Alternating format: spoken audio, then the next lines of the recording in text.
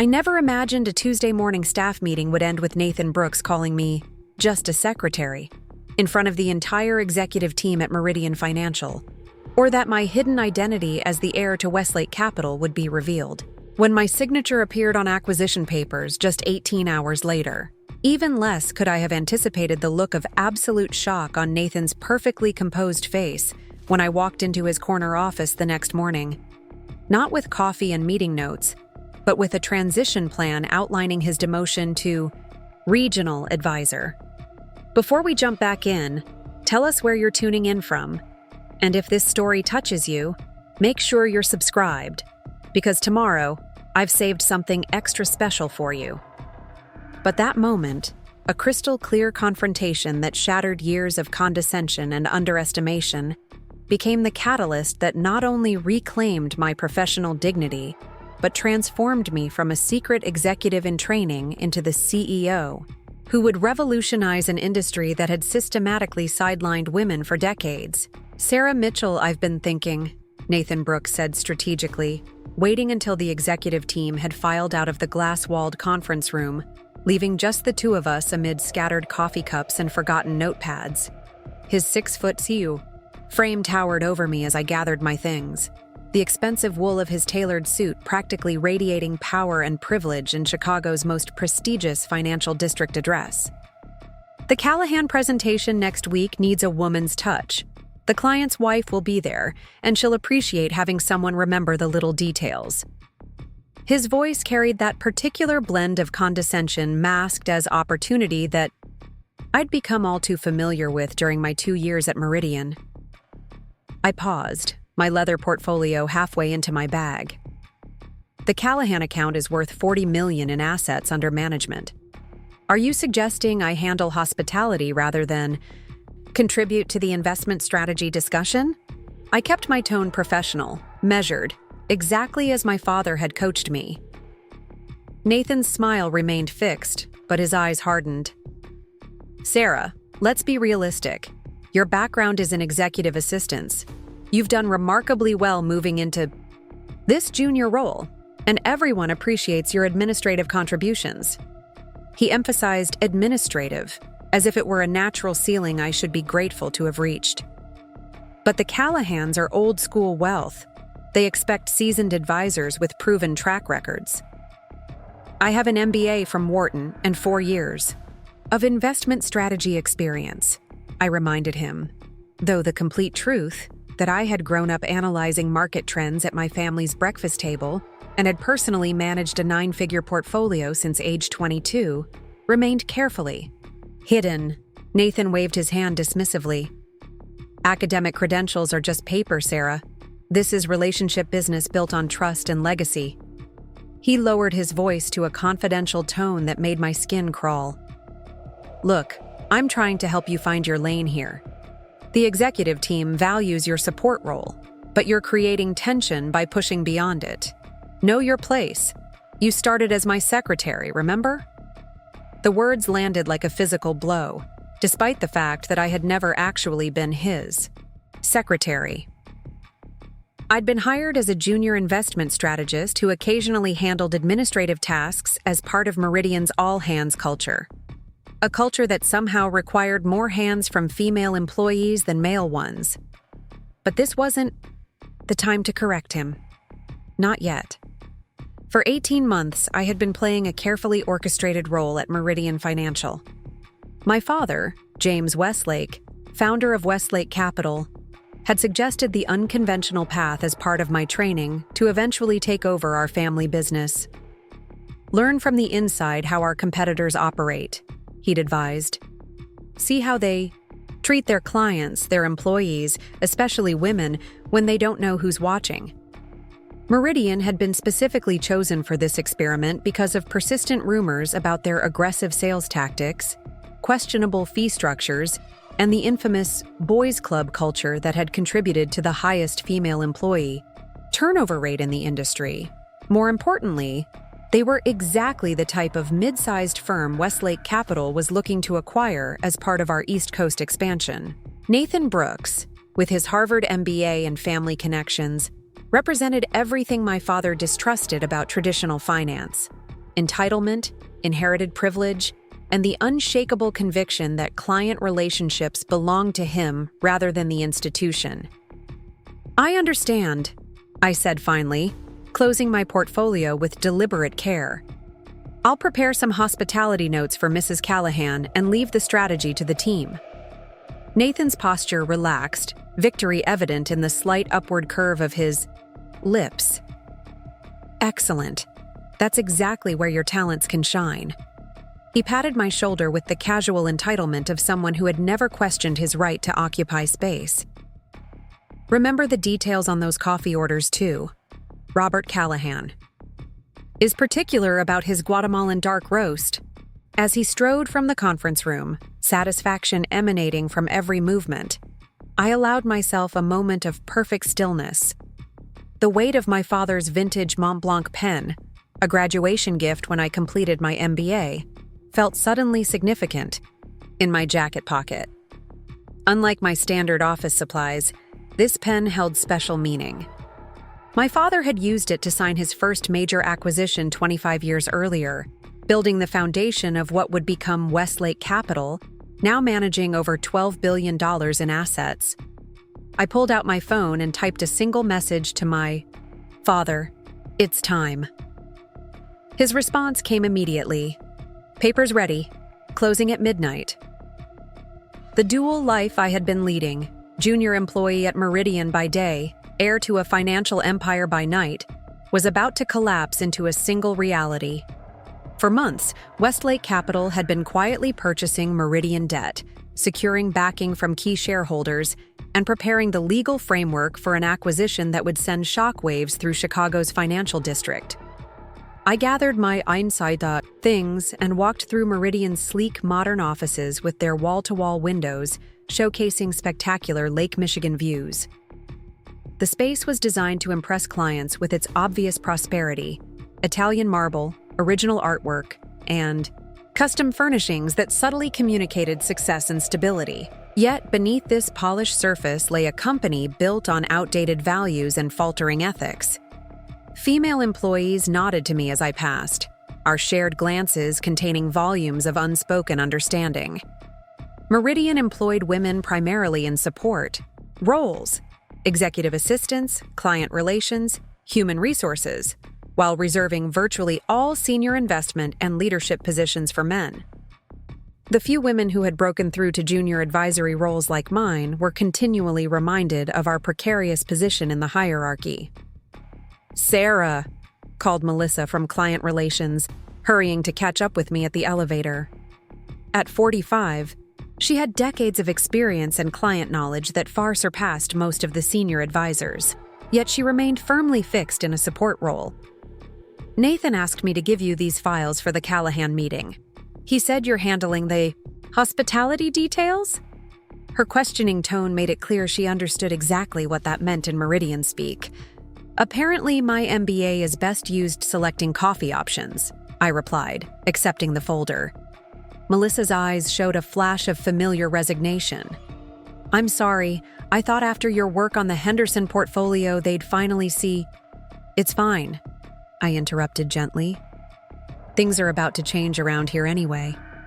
Preparing and narrating this story took us a lot of time, so if you are enjoying it, subscribe to our channel. It means a lot to us. Now back to the story. I couldn't resist the small hint, though I knew better than to reveal more. Her eyebrows rose slightly, but years in a workplace that punished female ambition had taught Melissa not to ask dangerous questions. "Well, if anyone can change things, it's you. You're different than the others they've pushed out." If only she knew how different. The elevator arrived with a soft chime, and I stepped inside. "Have a good evening, Melissa. And maybe keep your calendar open tomorrow afternoon. There's going to be an all-staff meeting." Before she could respond, the doors closed, giving me a final glimpse of her puzzled expression. I felt a momentary pang of guilt for not being able to confide in her or the other women who had shown me kindness during my time at Meridian. But operational security had been paramount to our strategy, and my father's instructions had been explicit. No one could know until the acquisition was complete. Instead of heading to my modest apartment in Lincoln Park, I directed my rideshare to the penthouse offices of Westlake Capital on Michigan Avenue. Unlike Meridian's flashy client-facing space, our headquarters occupied the top 3 floors of a historic building with a more understated elegance. Where Meridian showcased wealth, Westlake embodied it. Quiet confidence rather than ostentatious display.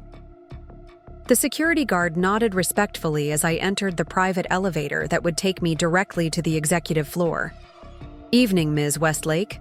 Your father and the team are waiting in the war room." I smiled at the use of my real name, Sarah Westlake, not Sarah Mitchell, the identity I'd adopted for my Meridian infiltration. Though I maintained the fiction that I lived primarily in New York, managing our East Coast operations, the security staff were well aware of my double life.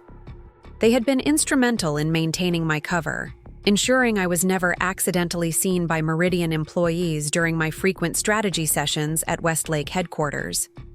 The war room occupied most of the top floor, a spacious conference area with panoramic views of the city and lake beyond. As the elevator doors opened, I could see my father standing at the head of the massive oak table that had been in our family for 3 generations. Around him sat our core acquisition team, legal counsel, financial strategists, communications experts, and operational specialists who had spent months preparing for this moment. James Westlake, at 62, remained an imposing figure in Chicago. Finance. His silver hair and penetrating blue eyes, which I had inherited, conveyed authority and intelligence in equal measure.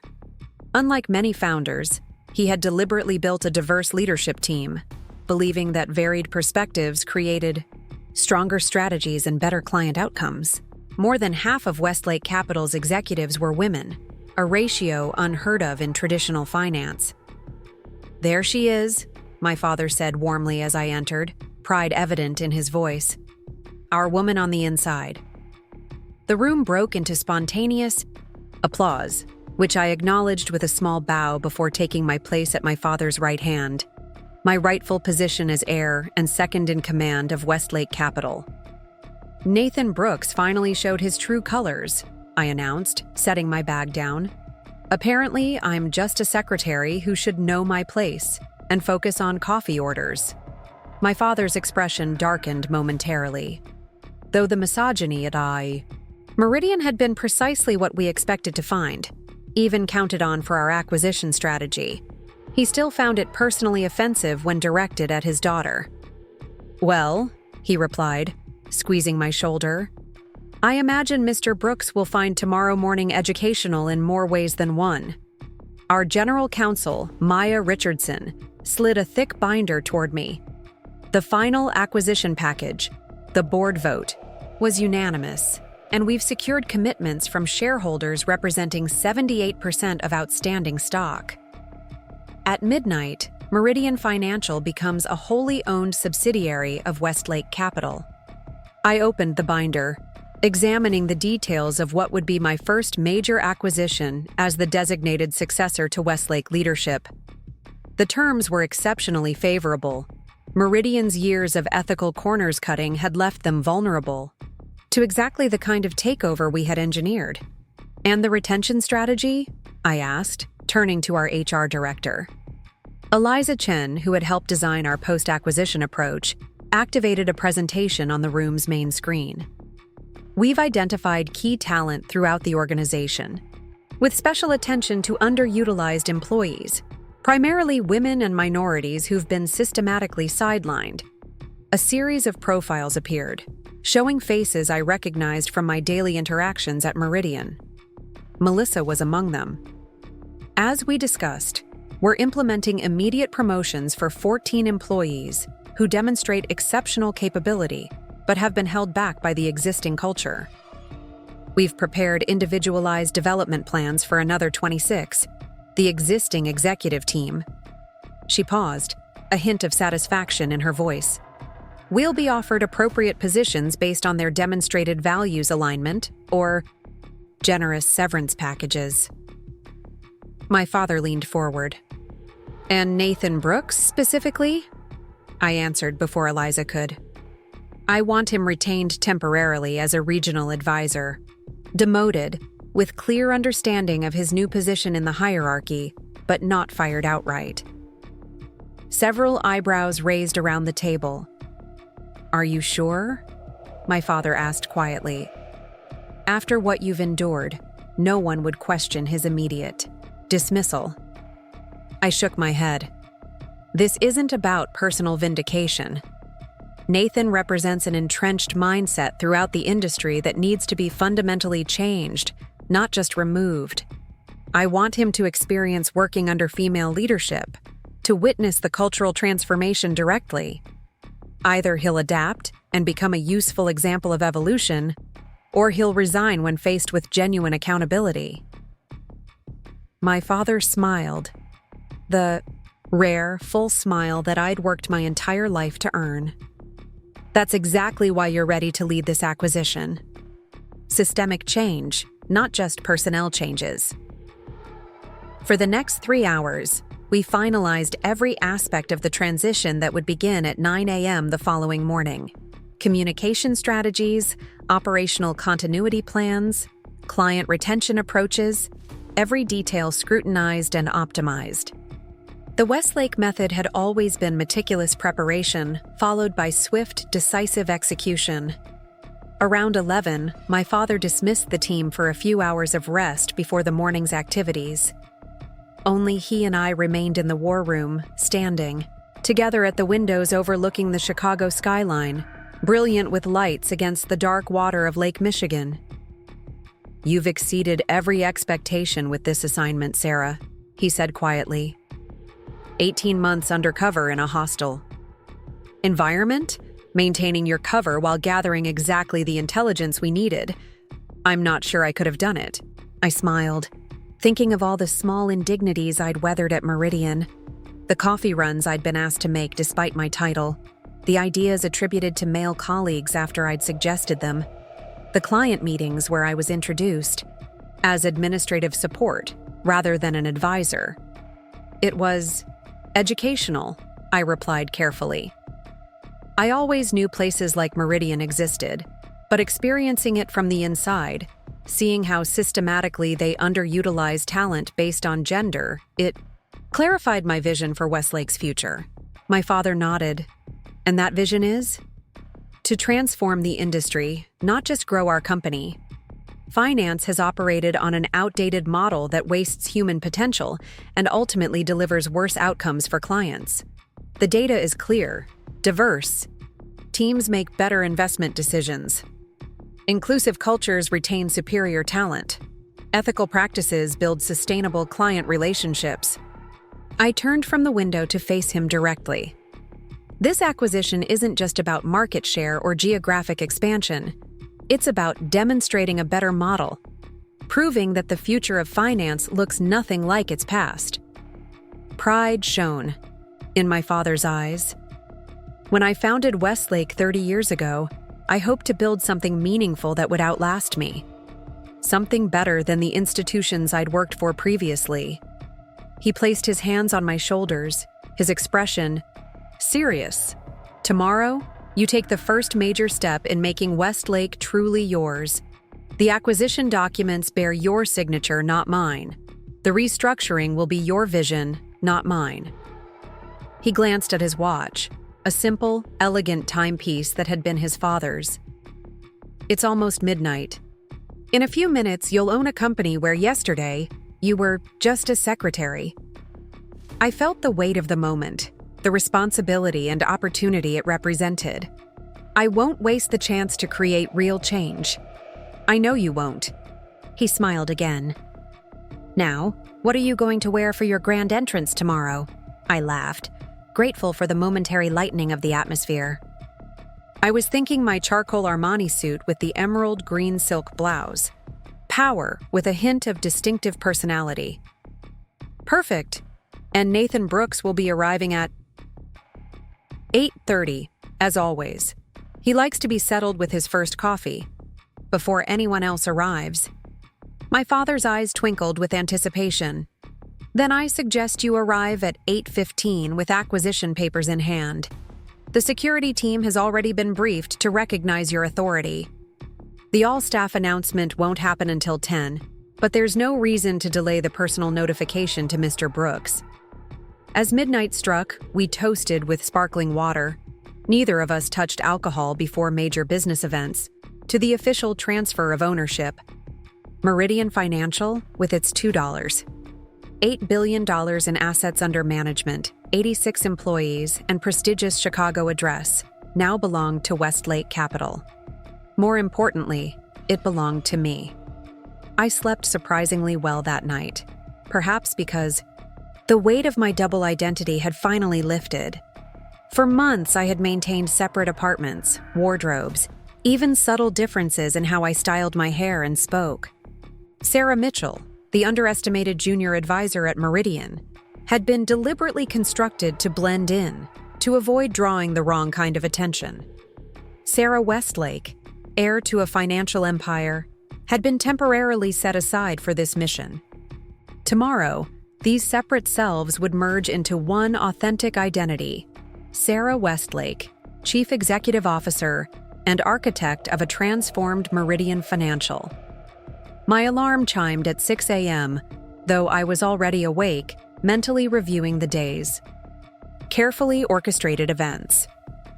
I moved through my morning routine with deliberate calm, knowing that the next 12 hours would irrevocably change not just my professional life, but the lives of everyone employed at Meridian. I selected my outfit with precision. The charcoal Armani suit tailored perfectly to my frame, the emerald silk blouse that brought out the green flecks in my blue eyes, and a single piece of statement jewelry: my grandmother's platinum and diamond pendant.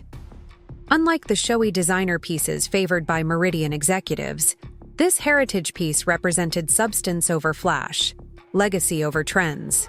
My car, not the rideshare I typically used for my Meridian commute, but my own BMW, arrived at Meridian's building at exactly 8:12 a.m. The security guard at the desk did a double take as I approached, noticing both my altered appearance and the different energy I now projected. "Good morning, Ms. Mitchell," he said, his tone slightly uncertain. I smiled. "It's actually Westlake. Sarah Westlake. There should be updated security protocols in your system as of midnight." Frowning slightly, he checked his computer, his eyes widening at whatever message appeared on his screen. "Yes, Ms. Westlake. My apologies. You have full access authorization." "Thank you. I understand Mr. Brooks has already arrived?" The guard nodded, still looking slightly bewildered. "Yes, ma'am. He came in about 10 minutes ago." "Perfect."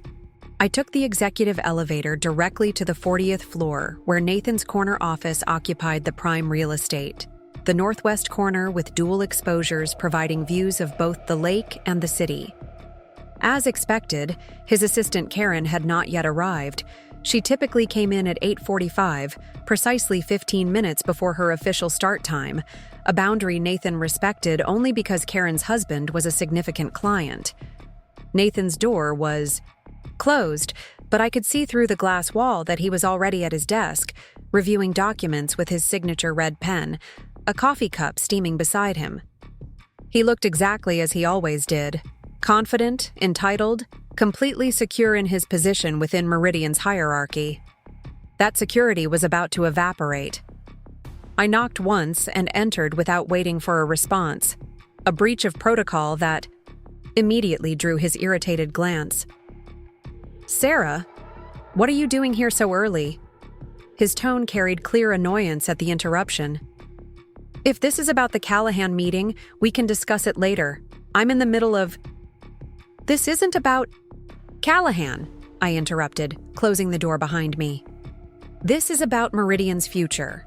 Something in my voice or posture must have registered as different, because he set down his pen and looked at me properly for the first time, seeing the subtle changes in my appearance, the confidence in my stance, the document folder in my hands embossed with the Westlake Capital logo. "What is this?" he demanded, wariness creeping into his expression. I set the folder on his desk and opened it to reveal the first page of the acquisition agreement, where my signature appeared alongside those of Meridian's board members. This is formal notification that as of midnight last night, Meridian Financial is now a wholly owned subsidiary of Westlake Capital. I'm here in my capacity as CEO of Westlake Capital to discuss your future with the organization. Nathan stared at the document, then at me, incomprehension battling with dawning horror on his face. This is some kind of joke. You're a junior advisor. You're Sarah Westlake, I supplied calmly. Daughter of James Westlake, founder of Westlake Capital. I've been working undercover at Meridian for the past 18 months as part of our pre-acquisition due diligence. He pushed back from his desk abruptly, standing as if physical height might somehow restore his endangered authority. This is absurd. You can't just, I'll call the board. This isn't. The board voted unanimously to accept our offer, I informed him, remaining perfectly still. As did shareholders representing 78% of outstanding stock. This acquisition has been legally executed and is now complete. The only question remaining is what role, if any, you will play in the restructured organization. Nathan's face flushed with anger, his hands clenching at his sides. You infiltrated our company under false pretenses. You lied about your identity, your qualifications. Actually, I never lied about my qualifications, I corrected him. I have exactly the MBA and experience listed on my resume. I simply omitted my familial connection and additional responsibilities. And as you yourself pointed out yesterday, I was just a secretary who should know my place. It seems my place is now your superior. The direct quote of his own condescending words visibly landed like a physical blow. Nathan collapsed back into his chair, staring at the acquisition documents with disbelief. Why? He finally managed. Why this elaborate charade? Why not just approach Meridian directly? I took the seat across from his desk without waiting for an invitation. Because culture can't be assessed from the outside. We needed to understand how Meridian truly operates, how it treats employees, especially women, when no one thinks they're watching. How it handles client interests when conflicts arise, how it balances short-term profit against long-term value. I leaned forward slightly. And you, Nathan, have been an exceptionally educational case study in leadership styles that undermine organizational potential. His expression hardened. So this is some kind of feminist revenge plot? You're going to fire all the men and replace us with women? If that were my intention, we wouldn't be having this conversation, I replied evenly.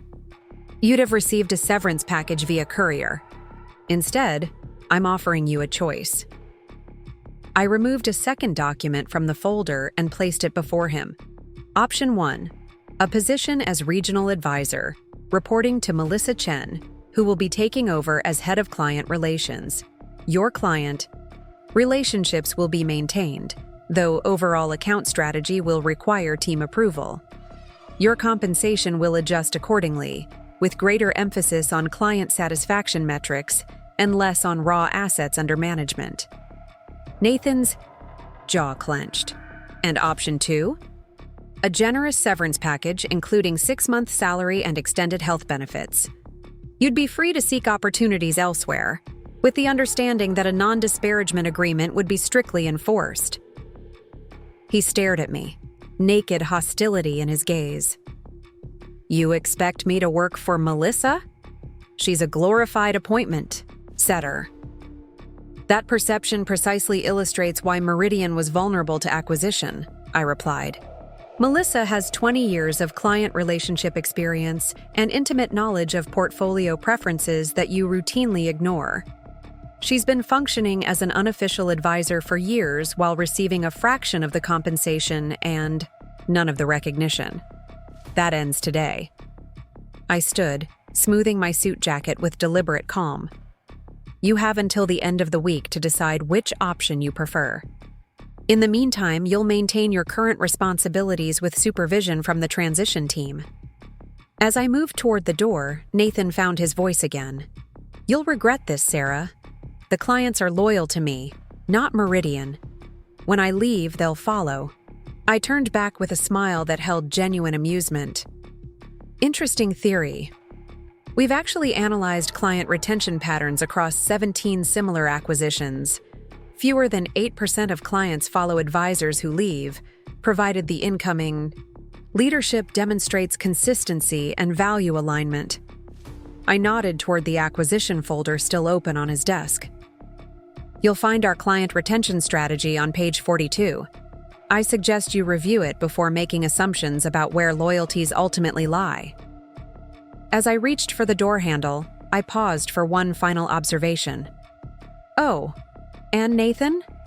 In case you're curious, your coffee today isn't Guatemalan dark roast.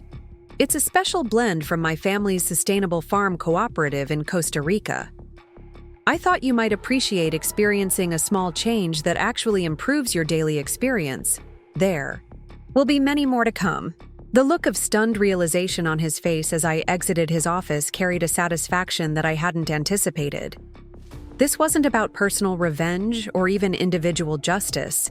It was about fundamental system change, demonstrating that competence and character should determine opportunity, not gender or pedigree or political skill. As I walked through Meridian's offices toward the conference room where our transition team waited, I noticed employees beginning to arrive, unaware that everything about their workplace was about to transform. Some would thrive in the new culture we planned to create. Others would resist and eventually depart. All would have opportunities based on demonstrated ability rather than superficial characteristics or political alignment. I touched my grandmother's pendant briefly, drawing strength from its connection to my family legacy. The Westlake name had always stood for integrity and innovation in finance. Now it would also represent transformation, proving that when barriers to talent are removed, everyone benefits: employees, clients, and ultimately the organization itself. The woman Nathan had dismissed as just a secretary was about to redesign an entire corporate culture. And I was just getting started. The Westlake Capital transition team moved through Meridian's offices with practiced efficiency, transforming the space from a standard financial firm into command central for what would become the most talked about acquisition in Chicago's financial district that year. As employees arrived for what they thought would be a normal Wednesday, they were greeted by unfamiliar faces wearing Westlake lanyards and carrying tablets with detailed transition checklists. I watched from the conference room as confusion rippled through the office. Hushed conversations, worried glances, and furious texting created a visible wave of uncertainty. It was precisely the destabilizing moment we had planned for. The brief window when old power structures crumbled before new ones solidified. "Ms. Westlake," said Michael Chen, our head of operations, joining me at the window. "Its security has completed. The system integration and access protocols have been updated. HR is processing the first round of meetings with priority employees, and the communication team is ready for the all-staff announcement at 10 a.m. And the executive team? Most have arrived. They've been directed to the small conference room as requested. Mr. Brooks is still in his office. He hasn't spoken to anyone since your meeting." I nodded, unsurprised. Nathan would be cycling through shock, denial, and anger, processing the complete inversion of the power dynamic he had taken for granted. When I'd left his office, he had been staring at the acquisition papers with the stunned expression of someone witnessing the impossible. "What about the priority retention list?" I asked. Michael smiled, a rare expression from our usually stoic operations chief. "Melissa is in meeting room 3 with Elena from HR. She was quite surprised by the conversation. I could imagine. After years of being overlooked despite her exceptional client knowledge, Melissa was being offered a senior leadership position with compensation that properly reflected her contributions. The systemic undervaluation of support roles had been one of Meridian's most glaring cultural failures, and one of our first targets for correction. Good. And the others? Proceeding according to schedule. We've already had 2 tearful thank yous and 1 person who needed to sit down from shock. These were the moments that made the acquisition meaningful beyond its business value. The recognition of talent that had been systematically undervalued, the correction of inequities that had been normalized as just how things work in finance. The glass walls of Meridian's office design, originally intended to create an atmosphere of transparency while actually enabling constant surveillance of employees, now work to our advantage. Everyone could see the transformation happening in real time. The Westlake team moving purposefully through the space, the stunned executives being escorted to meeting rooms, the surprised expressions of previously overlooked employees emerging. From conversations with HR. My father joined me, impeccable in his signature navy suit, observing the controlled chaos with the calm satisfaction of a chess master watching a long-planned strategy unfold. "The executive team is assembled," he said quietly. Most seem to have grasped the situation, though a few are still in denial. Reynolds tried calling his attorney, but our legal team intercepted the call and explained the binding nature of the board's decision. And the clients? The first notification emails went out at 9 a.m. as planned. Your key client transition team is already fielding calls. Initial responses are running about 70% neutral, 20% positive, 10% concerned, better than projected. I nodded, taking a moment to center myself before the most challenging meeting of the morning. While Nathan Brooks had been the most visible embodiment of Meridian's problematic culture, the entire executive team had enabled and perpetuated the system that devalued women, minorities, and non-traditional talent. Some had been active participants. Others had been passive beneficiaries unwilling to risk their privilege by challenging the status quo. "Ready to address the leadership team?" my father asked. "More than ready," I replied, straightening my jacket. "Time to reframe reality for them." The small conference room held 8 men and 1 woman, Meridian's executive leadership team, minus Nathan, who was still isolating himself in his office. Their expressions ranged from barely contained hostility to nervous calculation as I entered the room, followed by my father and our general counsel, Maya Richardson.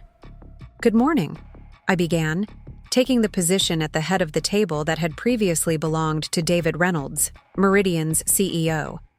For those who haven't yet pieced it together, I'm Sarah Westlake, CEO of Westlake Capital and new owner of Meridian Financial.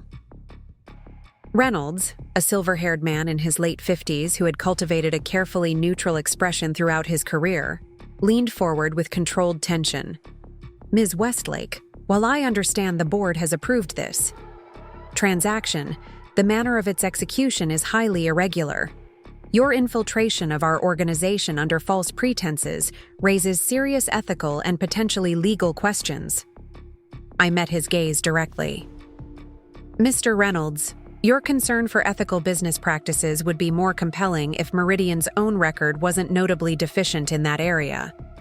We have documented evidence of systematic client fee manipulation, intentional opacity in investment structures, and internal policies that have resulted in damaging talent disparities."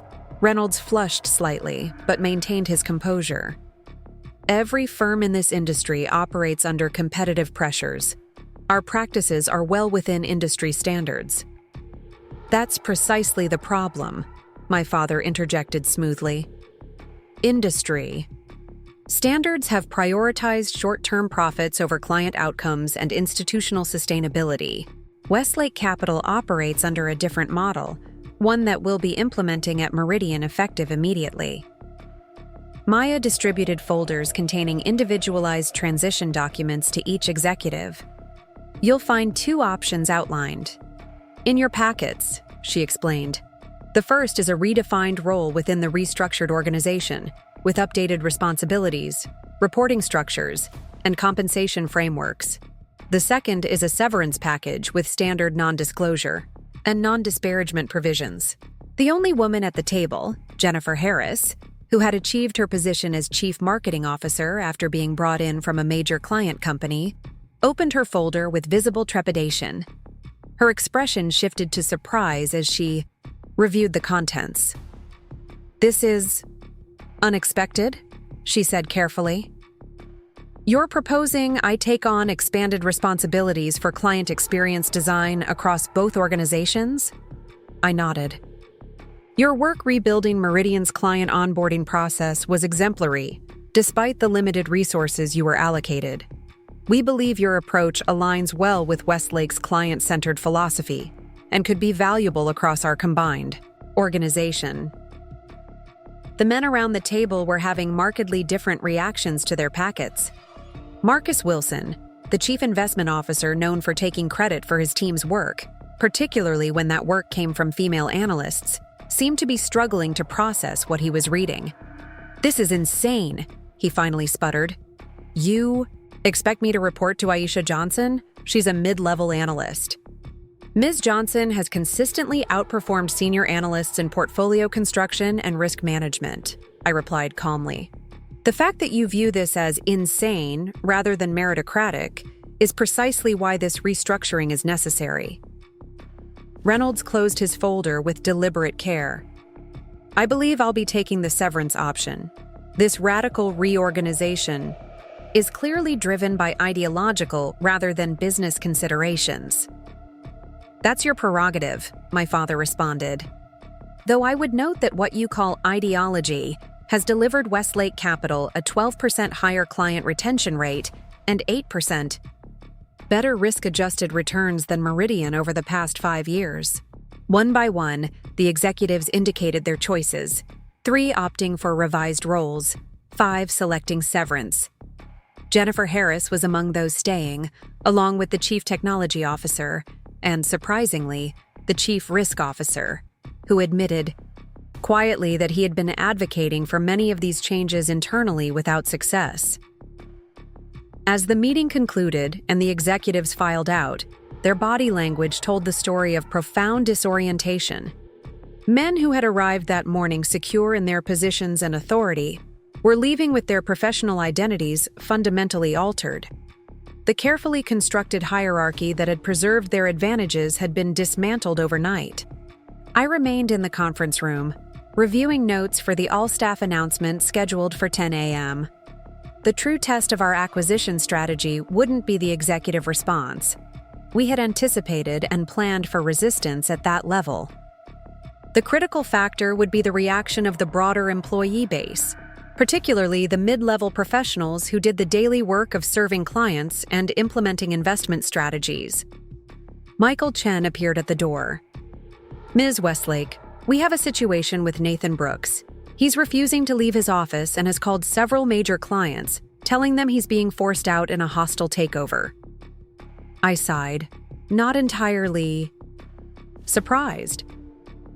Nathan's sense of entitlement ran deep, and his identity was thoroughly enmeshed with his position at Meridian. Who's he contacted? The Johnsons, the Bakers, and he was attempting to reach Robert Callahan when our client relations team intercepted the call. This was precisely why we had implemented immediate communication protocols with key clients, to ensure they heard our narrative before anxious executives could spread misinformation. "Has Melissa spoken with those clients yet?" "Yes, she's already smoothed things over with the Johnsons and Bakers. Apparently, they've always preferred working with her, but felt obligated to maintain the relationship with Nathan because of his title." Another data point confirming what we had observed throughout the financial industry. Clients often developed stronger connections with client service professionals, predominantly women, while deferring to advisors, predominantly men, on decision-making, regardless of who actually delivered better outcomes. "I'll handle Nathan," I decided, rising from the table. "Please ensure the staff is assembled in the main conference area by 10 a.m. Nathan's office door was closed when I arrived, the blinds drawn, an unusual configuration in Meridian's transparent office design. I knocked once and entered without waiting for a response, closing the door behind me. Nathan was on the phone, his back to the door, speaking in the urgent, persuasive tone he reserved for high-value clients. "Understand your concern, Robert. but I can assure you this transition is temporary. The board is already reconsidering." He turned, seeing me, and his expression hardened. "Robert, I'll need to call you back." "Mr. Callahan has already spoken with our transition team," I informed him as he set down the phone. "As have the Johnsons and Bakers. Attempting to undermine client confidence will only damage your professional reputation, not our acquisition." "You can't just walk in and dismantle everything we've built," he said, voice tight with barely controlled rage. "Meridian has relationships that go back decades, clients who trust us, not some outsider with an agenda. Clients trust Meridian to manage their wealth responsibly and transparently," I corrected him. "Our analysis shows that trust has been compromised by fee structures that prioritize firm revenue over client outcomes. We're restoring alignment between client interests and firm incentives." Nathan's laugh held no humor. "This self-righteous act might play well in leadership seminars, but in the real world of high-net-worth clients, relationships trump ideology. When I leave, my clients will follow." I studied him for a moment, recognizing the desperate belief system he was clinging to, that his personal charm and connections were irreplaceable assets that gave him leverage even in this drastically altered power dynamic. "Nathan, your personnel file shows that of the 28 accounts you're credited with bringing to Meridian, 22 came through family connections, referrals from college friends, or existing client relationships. Your personal production metrics rank 7th among 12 senior advisors, despite having the highest quality office, largest expense account, and most administrative support." His face flushed. "Those numbers don't reflect—" "They reflect exactly what's been happening at Meridian for years," I interrupted. "Resources allocated based on relationships rather than results. Opportunities distributed through networks rather than merit. Value extracted rather than created." I placed a document on his desk. "This is your official transition notice. You have 3 options, not 2. Nathan glanced at the paper suspiciously. "What's the third option?" "Immediate termination for cause, based on your attempts to damage client relationships during a transition period. If you choose this path, you forfeit severance and will face potential legal action for violation of fiduciary duty." The blood drained from his face as the reality of his situation finally penetrated. His leverage, his network, his very identity, as a powerful player in Chicago finance, all had been built within a system that no longer existed. Without the institutional structure that had prioritized and protected him, his actual value proposition was startlingly thin. "You have until the end of the day to decide," I continued. "In the meantime, your system access has been restricted, and you're welcome to observe the all-staff announcement, which begins in 15 minutes. I suggest you use this time to reflect on whether you want to be part of the organization's future, or merely a footnote in its past." I left him staring at the transition document, the careful facade of confidence finally cracking to reveal the uncertainty beneath. Nathan Brooks had never had to earn his position through exceptional performance or distinctive contribution.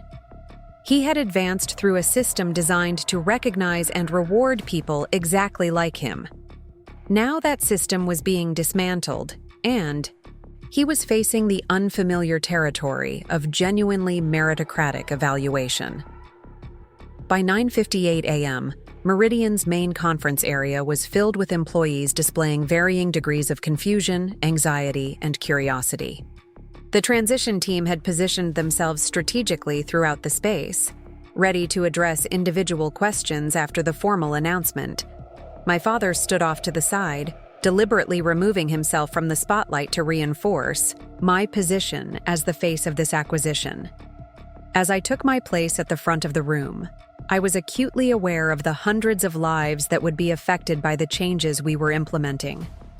Behind every organizational chart box was a person with bills to pay, career aspirations, and personal challenges. The responsibility weighed heavily, even as I remained convinced of the necessity of our approach. Good morning, I began, my voice carrying clearly through the suddenly silent room. My name is Sarah Westlake, CEO of Westlake Capital. Many of you know me as Sarah Mitchell, a junior advisor who joined Meridian 18 months ago. Both identities are authentic parts of who I am, though the context of my presence here has changed significantly overnight.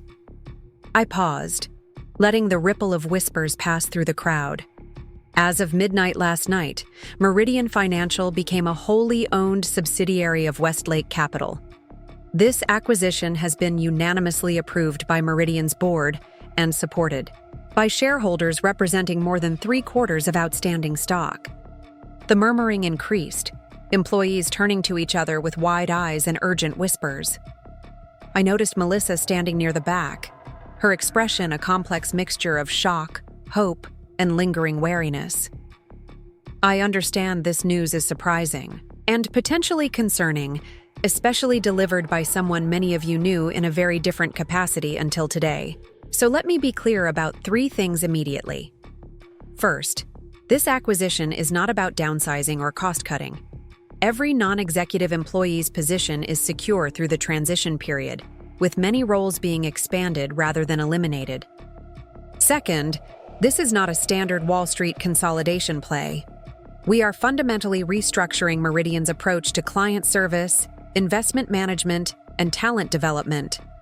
The organization that emerges will operate under different principles than the one you've experienced previously.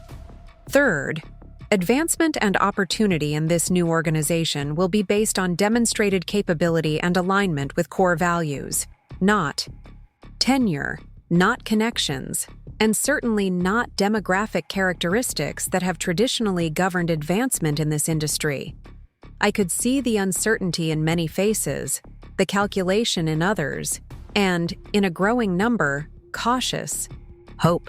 The employees who had been systematically sidelined or undervalued in the old hierarchy were beginning to sense the possibility that the rules had genuinely changed. Over the next 48 hours, each of you will meet individually with members of our transition team to discuss your current role, your capabilities and interests, and potential opportunities in the restructured organization. Many of you will be offered expanded responsibilities and increased compensation immediately. Others will receive development plans designed to build specific skills needed for advancement. Nathan Brooks had slipped into the back of the room, his expression unreadable as he observed the proceedings. Our eyes met briefly before he looked away, unable to maintain contact. Let me address the question many of you are asking internally. Why did Westlake Capital go to such lengths to understand Meridian from the inside before this acquisition? I looked around the room, making brief eye contact with employees I'd come to know during my undercover role. Because culture can't be assessed from organizational charts or financial statements. It lives in daily interactions, unwritten rules, and systemic patterns that only become visible when you experience them directly. I let my gaze drift to the women in the audience, many of whom had shared coffee breaks with me, commiserated over double standards, and navigated the invisible barriers that had constrained their advancement. What I experienced at Meridian was a system that consistently undervalued certain types of contribution while over-rewarding others. I witnessed brilliant insights ignored when they came from women, but celebrated when repeated by men. I saw client relationship work dismissed as soft skills despite its critical importance to retaining assets. I observed mid-level professionals stagnating for years, while less qualified colleagues with the right connections moved upward. The room had grown very still, employees recognizing their daily reality being named aloud by someone they had considered a peer, who was now revealed as the person with power to change that reality. That system ends today.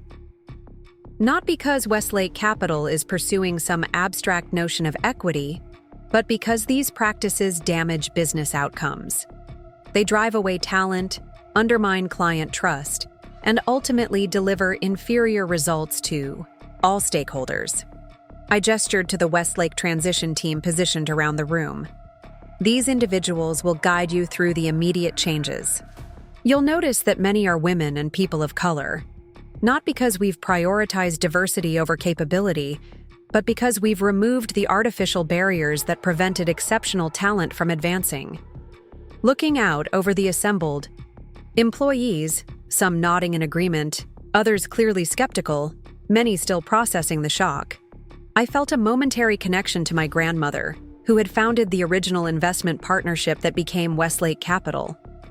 She had navigated a financial world even more hostile to female leadership than the one I faced, building her legacy through exceptional performance rather than network advantages. The finance industry is overdue for transformation, I continued. Westlake Capital has been building an alternative model for 30 years, one that delivers superior outcomes precisely because it values merit over privilege, innovation over tradition, and client interests over institutional convenience. Meridian will now become part of that transformation. I nodded to Michael Chen, who stepped forward with a digital presentation. The formal integration timeline is outlined here. As you leave today, you'll receive personalized schedules for your transition meetings. In the meantime, please continue your client service activities as normal. Our priority is ensuring continuity for the individuals and families who have entrusted their financial futures to this institution. I concluded the formal presentation, opening the floor for questions. The first hand raised belonged to Thomas Wright, a mid-level advisor who had joined Meridian around the same time as my undercover persona. With all due respect, he began, his tone suggesting limited respect indeed. How do we know this isn't just replacing one form of favoritism with another? You're talking about merit, but you're the founder's daughter. Doesn't that undermine your credibility on this topic? The question, challenging but fair, rippled through the room. I appreciated his directness rather than the passive-aggressive resistance I anticipated from many who had benefited from the previous system. An excellent question, Mr. Wright. I won't pretend my path hasn't been influenced by my family connection. It obviously has. The difference is that I acknowledge that advantage rather than pretending success comes solely through individual merit in a perfectly fair system. I moved away from the podium, closing some of the distance between myself and the employees. Westlake Capital's performance metrics are transparent and applied consistently across the organization. Over the past 5 years, my division has delivered the highest risk-adjusted returns in the firm, not because of my last name, but despite the higher scrutiny it attracts. I've been evaluated on the same criteria as every other division head, with additional oversight to prevent favoritism. The next question came from a younger woman in client operations whom I recognized but had rarely interacted with. What happens to employees who've been stuck in support roles despite having qualifications for advisory positions? Will we actually get opportunities to advance? Not only opportunities, but active development, I confirmed. Our initial talent review has already identified 26 employees with significant untapped potential. If you're among them, you'll learn about specific advancement paths in your individual meeting. If not, you'll receive clear guidance about what capabilities you need to develop for the roles you aspire to. The questions continued for nearly 30 minutes. Detailed inquiries about compensation structures, client transition approaches, and technology integration plans. The anxiety in the room gradually shifted toward cautious engagement as employees began to process the practical implications rather than just the shocking transition of authority. As the formal session concluded, I watched the room divide itself, organically into distinct groups. Those eagerly approaching transition team members with questions and ideas, those clustering in corners for hushed conversations with colleagues, and those immediately returning to their desks, heads down, trying to process the upheaval privately. Nathan Brooks had disappeared partway through the question period, presumably returning to his office to consider his rapidly diminishing options. I made a mental note to have security monitor his activities closely. Wounded pride could manifest in damaging ways during transitions like this. My father approached as the crowd dispersed, satisfaction evident in his expression. "You handled that beautifully," he said quietly.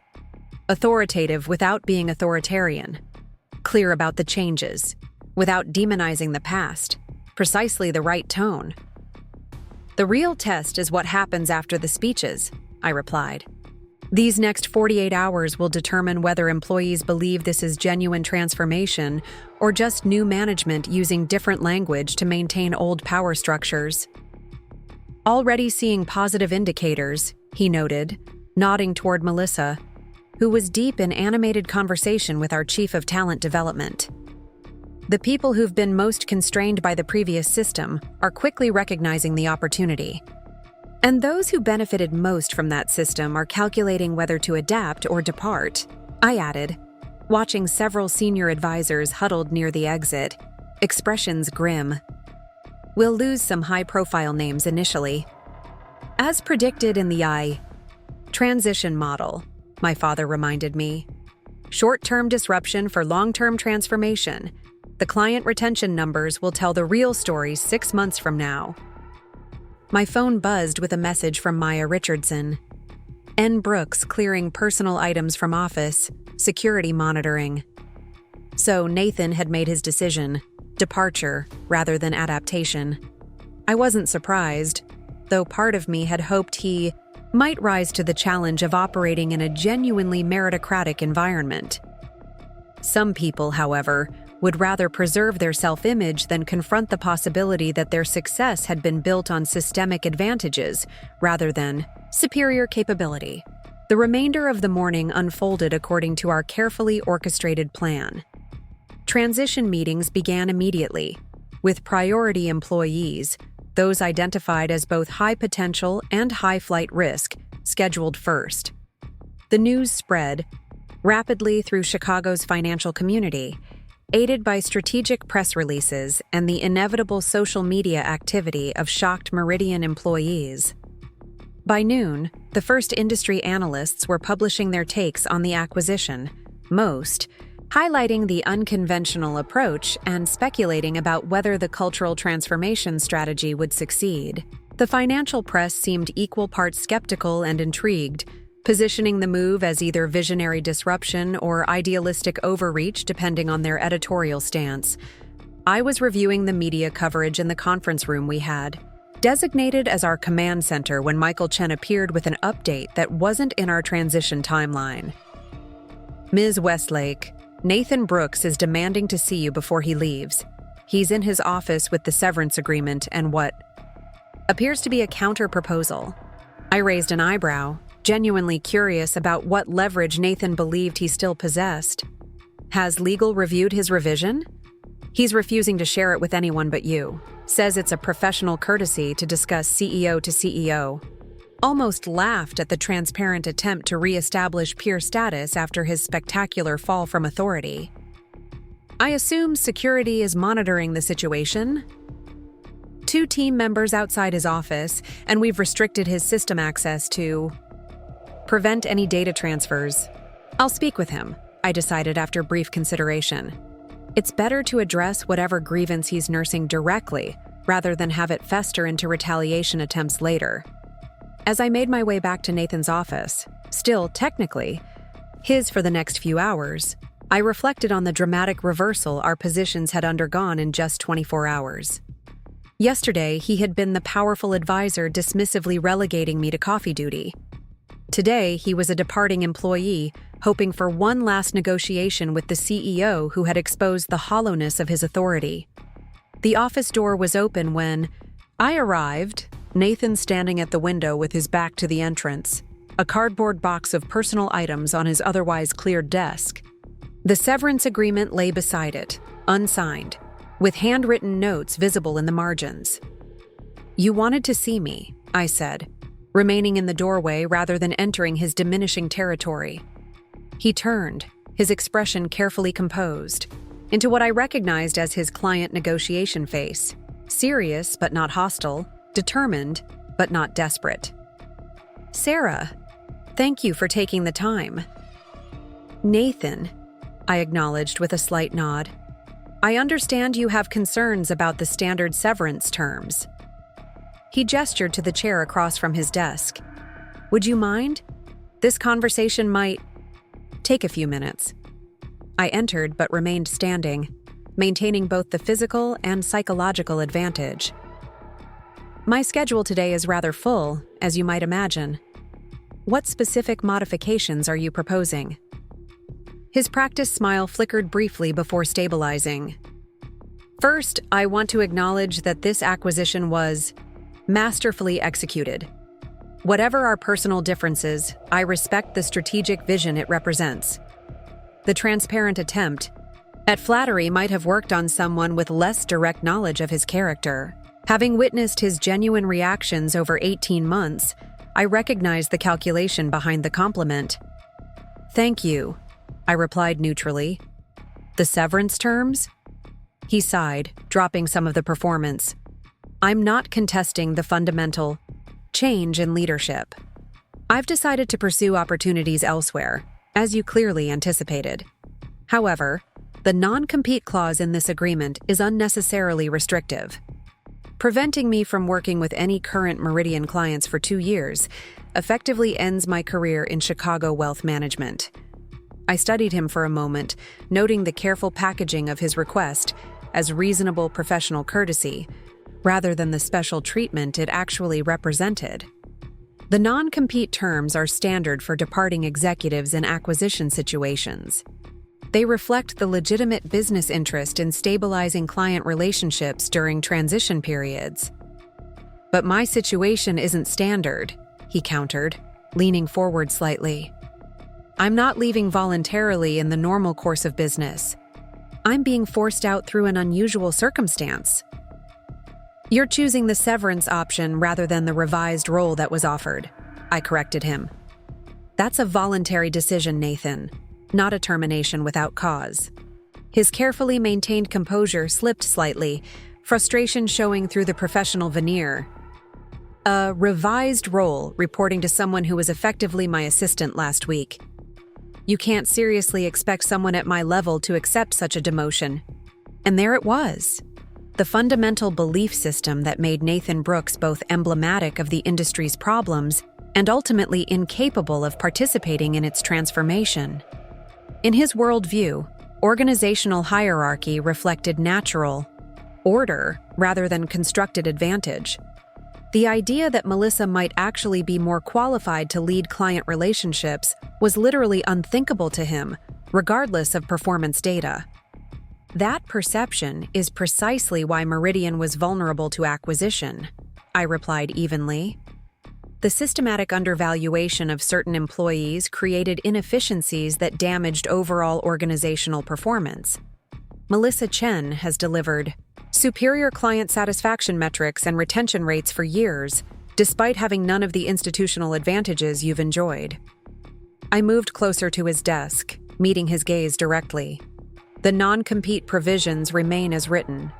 However, I am authorized to offer an additional 3 months of severance compensation if you choose to sign today and facilitate a smooth transition of your client relationships.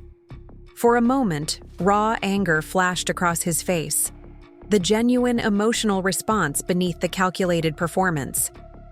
Then the professional mask reasserted itself, though less convincingly than before. "I see," he said finally. "You've made your position quite clear." I nodded toward the agreement. The additional compensation terms will be added by legal if you decide to proceed. You have until 5 p.m. today to make your decision final. As I turned to leave, Nathan spoke again. His tone shifted from negotiation to something more personal. "You know, I actually thought we had a good working relationship, Sarah. I mentored you, included you in client meetings, helped you understand how things really work in this business." The revisionist history was almost impressive in its selective recall.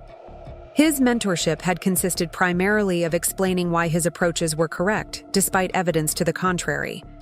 His inclusion in client meetings had meant bringing me along to handle logistics while he claimed credit for work I had often prepared. His insights about how things really work had been thinly veiled justifications for systemic inequities that benefited people exactly like him. I paused at the door, considering whether to correct his self-serving narrative or simply let it stand as the comforting fiction he needed to preserve his self-image. In the end, I chose a middle path. Perspective is a powerful thing, Nathan. From where I stood, our working relationship looked quite different. But I do appreciate one thing you taught me: the importance of recognizing when a system is designed to advance certain people regardless of merit. That lesson proved invaluable, just not in the way you intended. I left him with that thought, a small seed that might eventually germinate into self-awareness if he ever developed the capacity for genuine reflection. More likely, it would be rejected as further evidence of ideological bias rather than recognized as an accurate assessment of the structural advantages he had navigated so comfortably. As I returned to the command center, Maya Richardson approached, with an update that reminded me how rapidly news traveled through financial networks. The first 3 recruiting firms have already called, asking about Nathan Brooks and several other departing executives. They're positioning themselves to place our displaced talent. I smiled slightly. The industry's tendency toward recycling, rather than reforming problematic leadership, was one of its most persistent self-sabotaging patterns. Perfect. Make sure our communications team releases the retention announcement for Melissa and the other promoted employees simultaneously. Let's ensure the narrative includes both who's leaving and who's being recognized. The true transformation of Meridian wouldn't happen in a single day, regardless of how dramatically authority had shifted.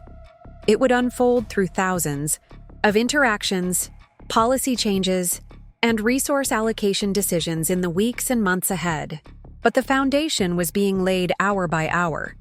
A new organizational reality where contribution determined advancement, where diverse perspectives enhanced decision-making, and where client interests aligned with firm incentives. The woman Nathan had dismissed as just a secretary was now reimagining the very system that had enabled his unearned advantages. And this was just the beginning. The afternoon stretched into evening as the Meridian offices underwent a transformation that went far beyond the sudden appearance of Westlake Capital signage in the reception area. The physical changes, new security protocols, updated system access, transition team members moving purposefully through the space, merely reflected the more profound reorganization happening beneath the surface.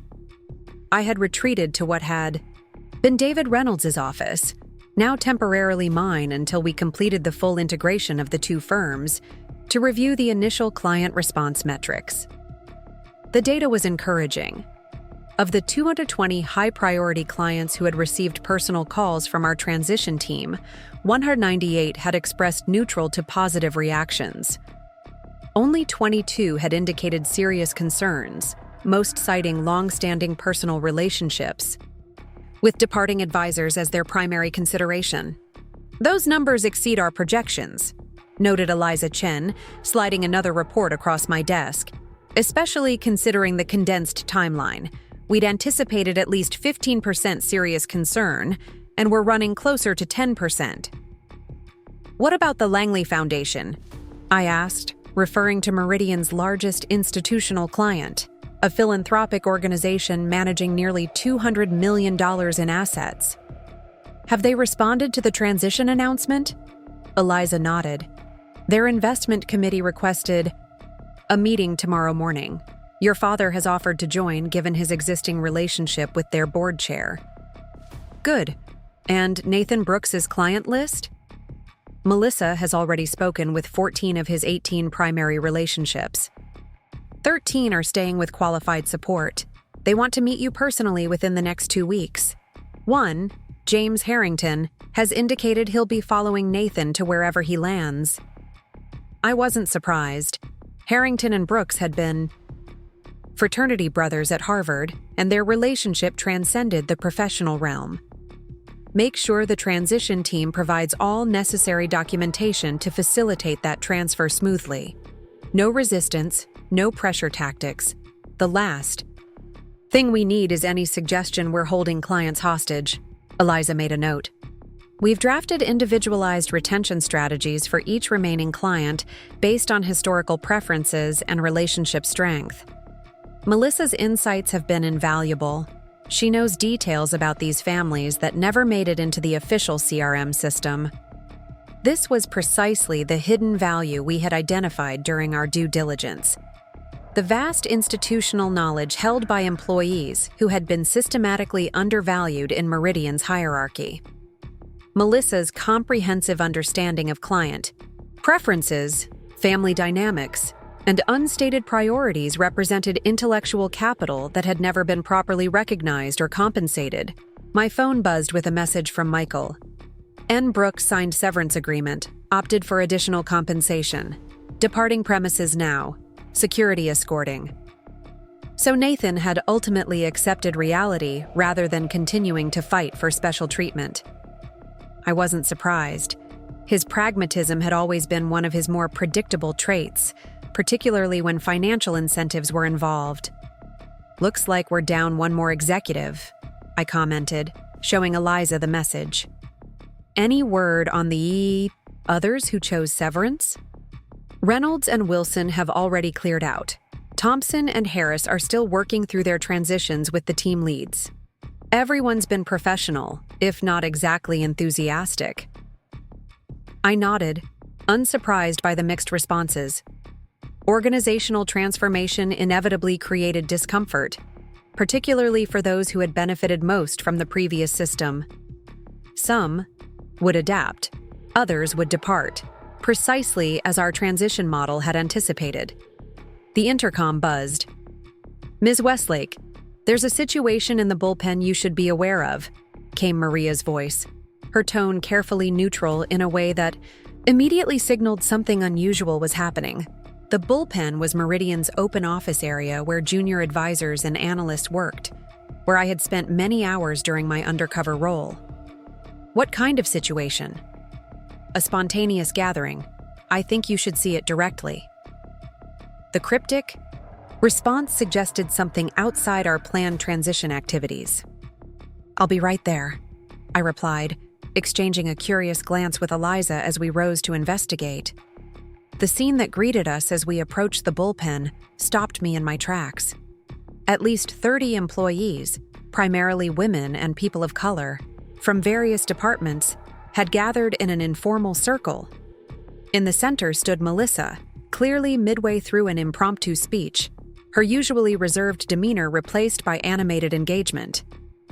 "Means we'll finally be evaluated on what we actually contribute, not who we know or how we look," she was saying, her voice carrying with an authority I'd never heard during my time at Meridian. "For those of us who've been working twice as hard for half the recognition, this is the moment we've been waiting for." Murmurs of agreement rippled through the group. I noticed several administrative assistants nodding emphatically, along with junior analysts who had been systematically sidelined despite their technical expertise. "The transition team just confirmed 3 things," Melissa continued, unaware of my presence at the periphery. "First, comprehensive reviews of everyone's actual contributions versus credited work. Second, immediate compensation adjustments based on those assessments. And third, this is the big one, a complete restructuring of the mentorship and advancement pathways." A young woman I recognized as a talented quantitative analyst who had been repeatedly passed over for promotion raised her hand. "But how do we know this isn't just talk? Every firm claims to value diversity and merit, but when promotion decisions happen, it's always the same patterns." Melissa smiled with unexpected confidence. "Because it's not just policy changes, it's leadership changes. The people making decisions now aren't the same people who've been protecting the old system, and the proof is in what's already happening," added Thomas Zhang, a client service specialist who had joined Meridian around the same time as my undercover persona. "Look at who they're promoting. I just came from my transition meeting. After 3 years of being told I wasn't client-facing material, despite my client satisfaction scores, I'm being moved to the advisory track with actual accounts assigned." The group's energy was palpable, a mixture of cautious optimism, suppressed excitement, and the dawning realization that the rules governing their professional lives had genuinely changed overnight.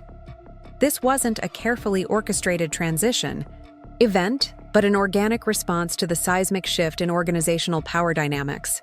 One of the administrative assistants noticed me standing at the edge of the group and nudged Melissa, who turned mid-sentence, momentarily flustered at finding the CEO observing their impromptu gathering.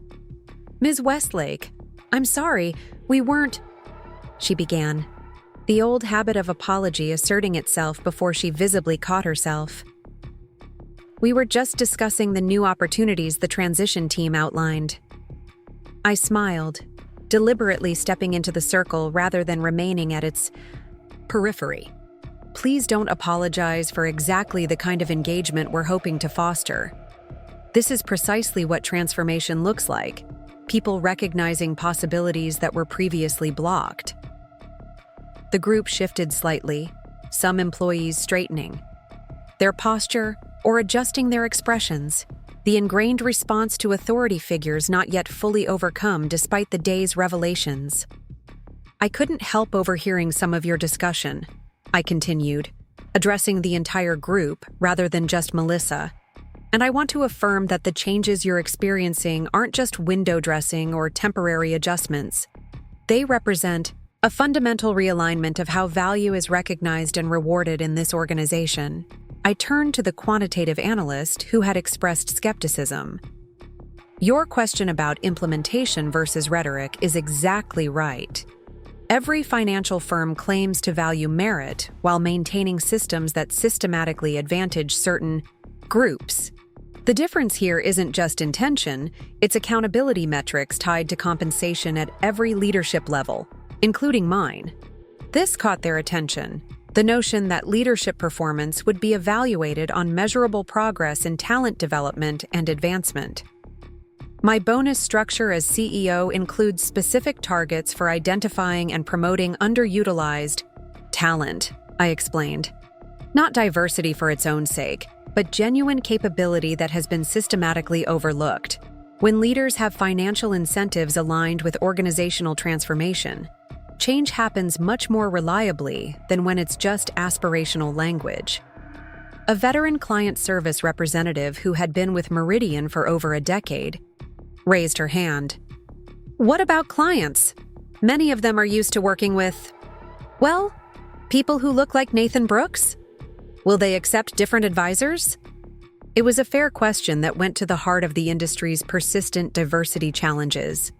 Many firms used client preferences as justification for maintaining homogeneous client-facing teams, creating a self-perpetuating cycle where talent diversity remained concentrated in back-office functions. "The data doesn't support that concern," I replied.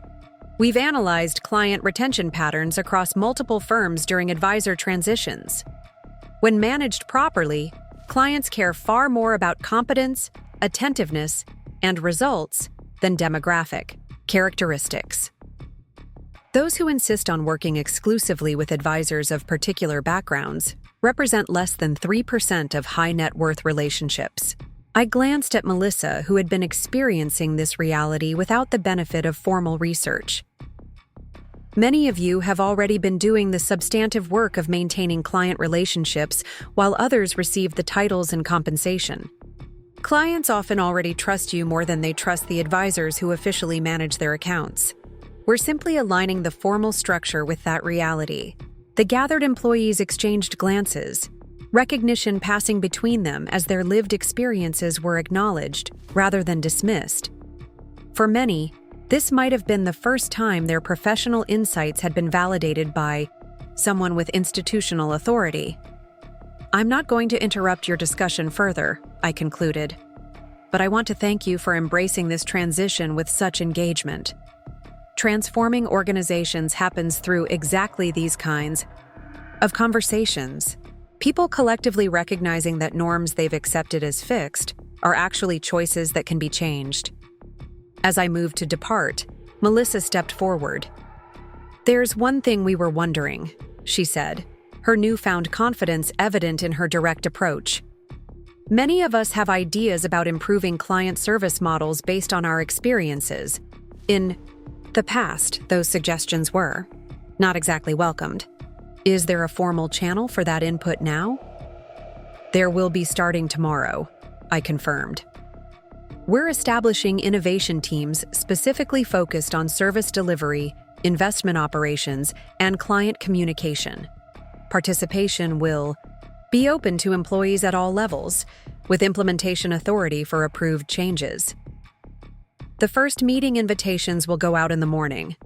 The ripple of excitement that passed through the group confirmed what our due diligence had suggested. Meridian had been systematically suppressing innovation from within, particularly when it came from employees outside the established power structure. The untapped potential represented by these overlooked contributors was precisely what had made the acquisition strategically valuable, despite Meridian's surface-level problems. As I left the bullpen, I could hear the animated discussion resuming behind me, ideas and possibilities flowing freely now that the artificial constraints had been removed.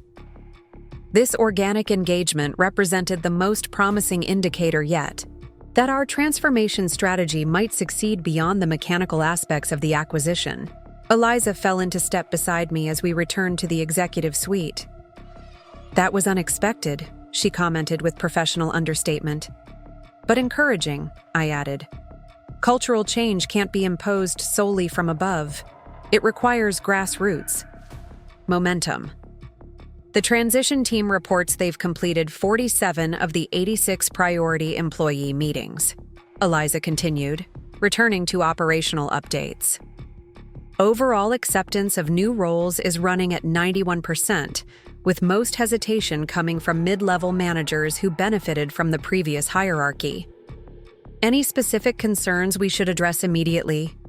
Two worth noting. Several people from compliance have raised questions about client documentation during the Brooks era.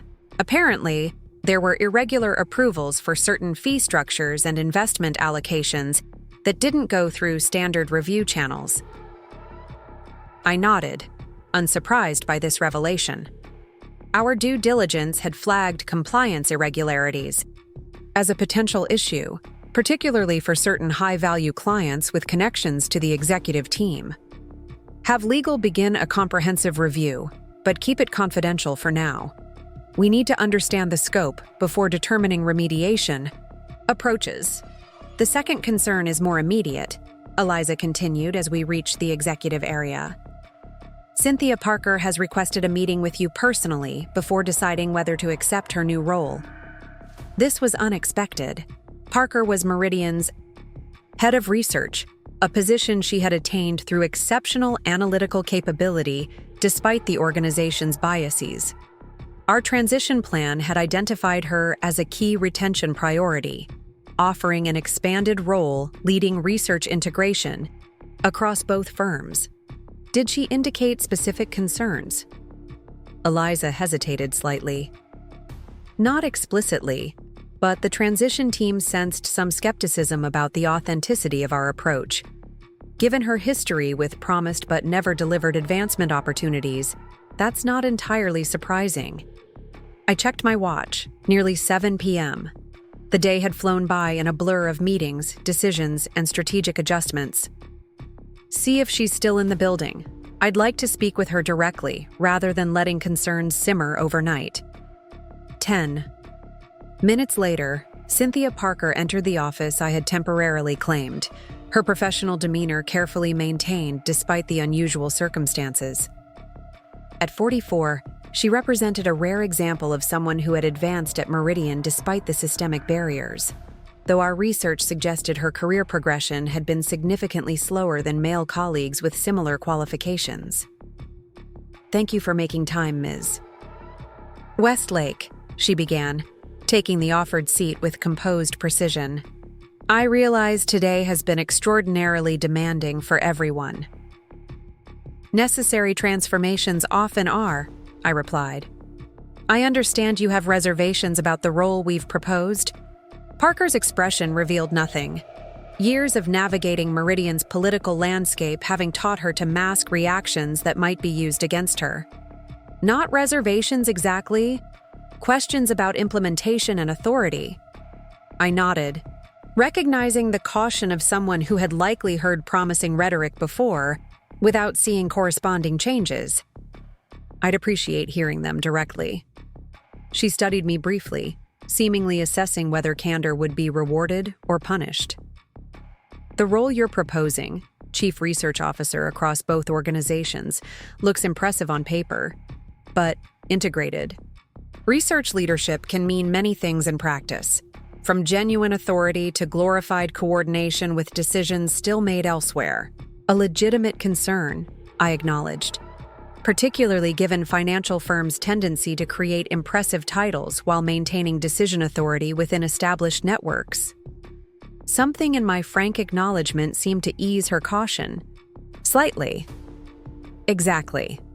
I've held 3 different expanded roles at Meridian, each presented as advancement, but ultimately constrained by unwritten rules about who can make final decisions on investment strategy. I opened a folder on the desk, retrieving the detailed role description our team had prepared. The position we're proposing includes final approval authority for all research methodologies, direct management of the combined research budget, and explicit seats on both the investment committee and executive leadership team. I slid the document toward her. More importantly, your performance metrics would be tied directly to research quality and investment outcomes, not filtered through others who might claim credit or deflect accountability.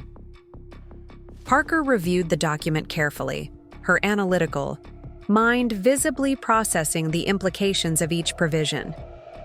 This is considerably more substantive than I expected, she admitted finally. Particularly the budget authority and committee representations. We believe research independence is essential for intellectual integrity, I explained. That's doubly important when challenging established investment narratives or questioning conventional wisdom. She looked up from the document, her expression shifting from professional reserve to careful assessment. May I ask a direct question, Ms. Westlake? Please do. Why did you choose this method for the acquisition? The undercover approach, the sudden reveal. It's unprecedented in financial mergers. There were certainly more conventional options available. The question went beyond her specific role concerns to the heart of our transformation strategy. It deserved an equally direct response. Because conventional approaches preserve conventional problems, I replied. Standard acquisitions maintain existing power structures while simply changing logos and letterhead. The senior leaders who created systemic issues negotiate their continued authority or generous exit packages. The employees who've been systematically undervalued remain exactly where they were, just under new ownership. I leaned forward slightly. We needed to understand the reality of Meridian's operations and culture, not the carefully curated version presented in due diligence meetings, but the daily experiences of people throughout the organization. Only then could we design interventions that would address root causes rather than symptoms. Parker considered this, her analytical mind visibly processing the strategic implications. And your experience as Sarah Mitchell? Was illuminating, though not entirely surprising, I admitted. The patterns were consistent with what we'd observed across the industry. Systematic undervaluation of certain contributions, advancement, based on network relationships rather than results, client interests subordinated to internal politics. A hint of a smile touched her lips. I imagine Nathan Brooks is still processing the revelation. With difficulty, I acknowledged. He opted for severance rather than adaptation, which is unsurprising given his self-concept is built around hierarchical authority rather than substantive contribution. Parker nodded, a flicker of recognition suggesting she had her own experiences with Brooks's leadership approach. She returned her attention to the role description, reviewing several specific provisions with the careful attention that had made her an exceptional research director, despite Meridian's limitations. I'm interested, she said finally, closing the folder. But I'd like to propose one modification. I'm listening. I want to establish a formal research development pipeline specifically targeting analysts from non-traditional backgrounds. The investment industry has a persistent blind spot when it comes to recognizing analytical talent that doesn't fit conventional patterns. I've been informally mentoring several promising individuals who've been repeatedly overlooked for advancement, despite exceptional capabilities. Her suggestion aligned perfectly with our broader transformation strategy, while adding specific implementation details we hadn't fully developed. That's an excellent enhancement. Would you be willing to design the program parameters yourself with appropriate resources allocated? For the first time, genuine enthusiasm broke through her professional reserve. Absolutely. I already have a framework in mind based on research comparison protocols I've been refining. Then consider it approved in principle. Work with our talent development team to formalize the approach and resource requirements. I extended my hand across the desk. Does this address your concerns about the role, Ms. Parker? She accepted the handshake with newfound confidence. It does. And please, call me Cynthia. Sarah, I offered in return. I look forward to seeing what your research team can accomplish, without artificial constraints. As Cynthia departed with visibly renewed energy, I reflected on the transformation already unfolding throughout the organization. The employees gathering spontaneously to discuss new possibilities. Melissa stepping naturally into leadership despite years of systematic marginalization. Cynthia Parker moving beyond cautious skepticism to enthusiastic engagement, once convinced the changes were substantive rather than cosmetic. These were the early indicators that our unconventional approach might succeed, where traditional post-acquisition integration often failed. By disrupting the established power structures suddenly rather than gradually, we had created space for new dynamics to emerge organically rather than through forced implementation. My father appeared in the doorway, observing my contemplative expression. "Productive conversation with Parker?" he asked, having evidently been briefed on the meeting. "Very. She's not only accepting the expanded role but enhancing it with a structured development pipeline for overlooked analytical talent." He nodded with satisfaction. The best acquisitions unleash potential rather than simply transferring assets. You're already seeing the capabilities that were suppressed under the previous regime. And we're only 8 hours in, I noted, glancing at the wall clock that now read 7:30 p.m. The real test will be sustaining this energy through the inevitable challenges of full integration. Speaking of which, my father said, the senior management dinner is assembled in the executive dining room. Time to introduce yourself properly to the leadership team that's chosen to remain. The dinner represented an important symbolic transition. The first gathering of the restructured leadership team that would guide Meridian through its integration with Westlake Capital. Of the original 12-member executive committee, only 4 had chosen to remain. They would be joined by 6 newly promoted leaders, including Melissa and Cynthia, creating a fundamentally reformed decision-making structure. As I gathered my materials and prepared to join this crucial meeting, I couldn't help reflecting on the extraordinary reversal the day had brought. Just yesterday, I had been strategically navigating the constraints imposed by Meridian's hierarchy, carefully managing my responses to Nathan Brooks's condescension, and documenting the systemic barriers that limited potential throughout the organization. Today, I was dismantling those very constraints, establishing new pathways for advancement, and witnessing the first flowering of talent that had been systematically suppressed. The woman Nathan had dismissed as just a secretary was now redesigning. The very system that had enabled his unearned advantages and discovering capabilities throughout the organization that had been hidden in plain sight all along.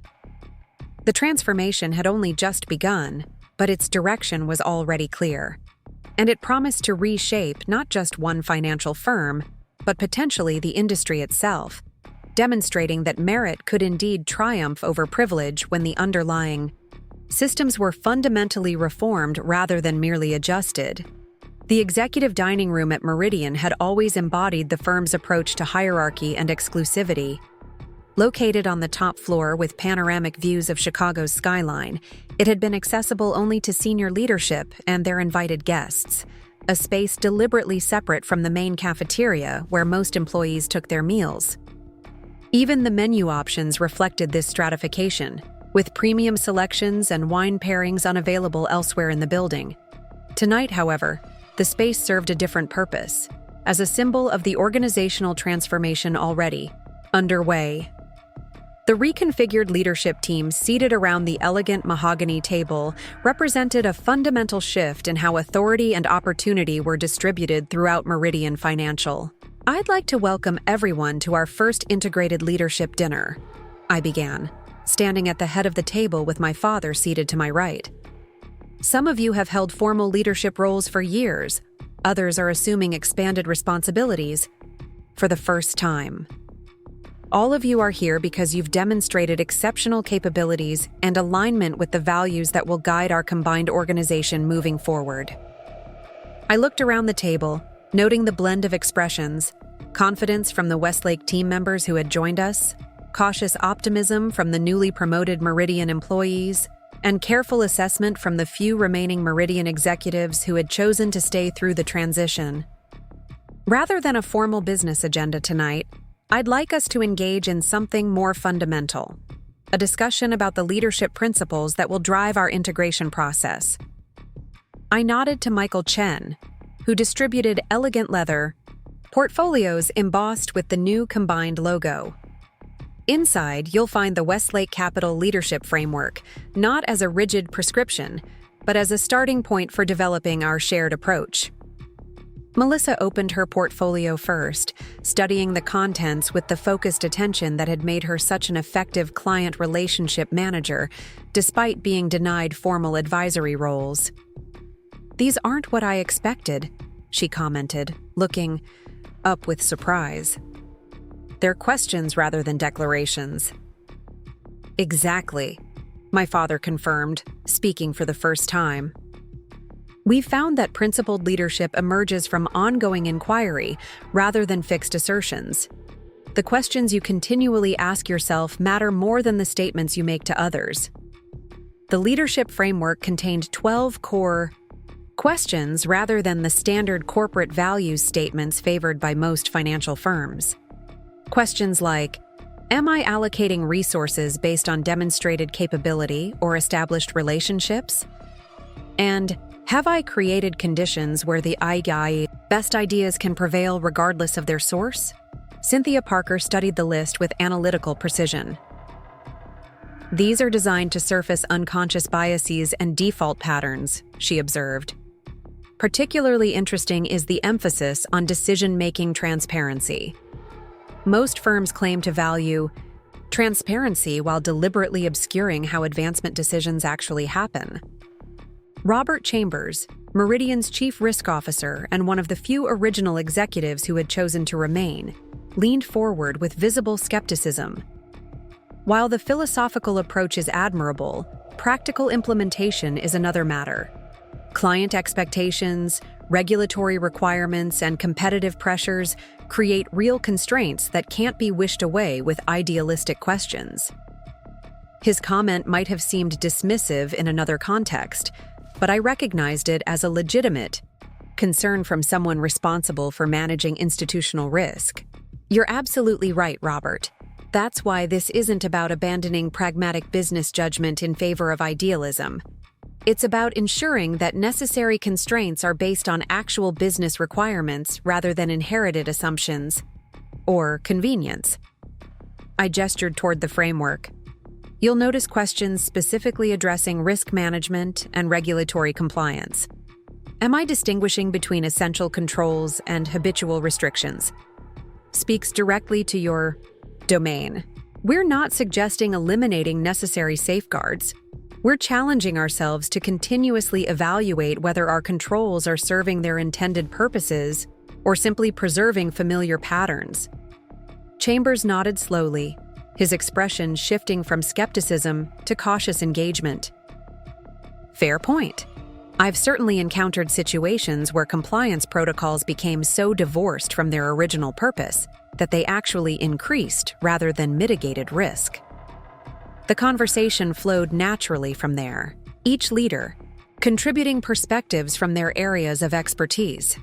Jennifer Harris, the former chief marketing officer who had chosen to stay, offered insights about client communication during transitions. Thomas Zhang, newly promoted to lead client services, raised thoughtful questions about integrating different service models. Melissa shared observations about untapped client development opportunities that had been systematically overlooked under the previous regime. What struck me most powerfully was the qualitative difference in the discussion compared to what I had observed in Meridian's executive meetings during my undercover role. There, conversation had been dominated by the most senior and invariably male voices, with others speaking primarily to affirm established positions rather than offer independent perspectives. Ideas had been evaluated based on their source rather than their substance, with contributions from lower-status participants frequently dismissed only to be celebrated when repeated by higher-status ones. Here, the artificial constraints of hierarchy had been temporarily suspended by the acquisition shock, creating space for more authentic exchange. People spoke when they had something substantive to contribute, rather than to assert status. They built on each other's ideas rather than competing for attention or credit. Most strikingly, they acknowledged limitations in their own domains rather than projecting unrealistic certainty. As the main course was served, the executive chef had outdone himself with a menu celebrating diversity of ingredients and techniques. My father skillfully guided the conversation toward specific integration challenges. "What do you see as the primary cultural obstacles we'll need to navigate?" he asked, directing the question to the table rather than any specific individual. Jennifer Harris responded first, her marketing background giving her particular sensitivity to perception management. Trust deficits in multiple directions. Meridian employees who've been systematically sidelined will understandably be skeptical that the changes are genuine and permanent. Those who benefited from the previous system will resist what they perceive as unfair disruption of earned advantages. And clients will have concerns about continuity and stability until they experience it directly. Excellent assessment, my father acknowledged. How might we address those trust deficits effectively? Melissa leaned forward slightly. For the employees who've been marginalized, concrete actions matter more than communication.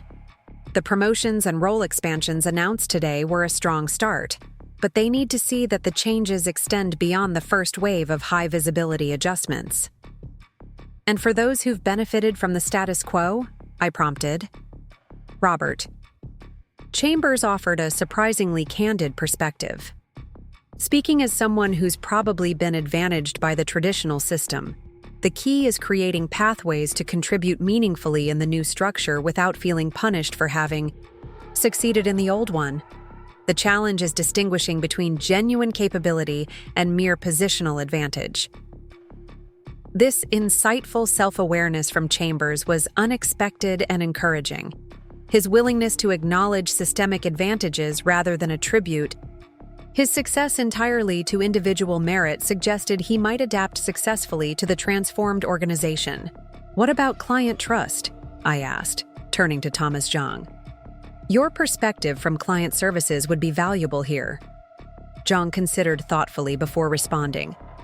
In my experience, clients care about 3 things above all else: that their specific needs are understood, that their questions receive prompt and honest answers, and that the people handling their money are competent and ethical.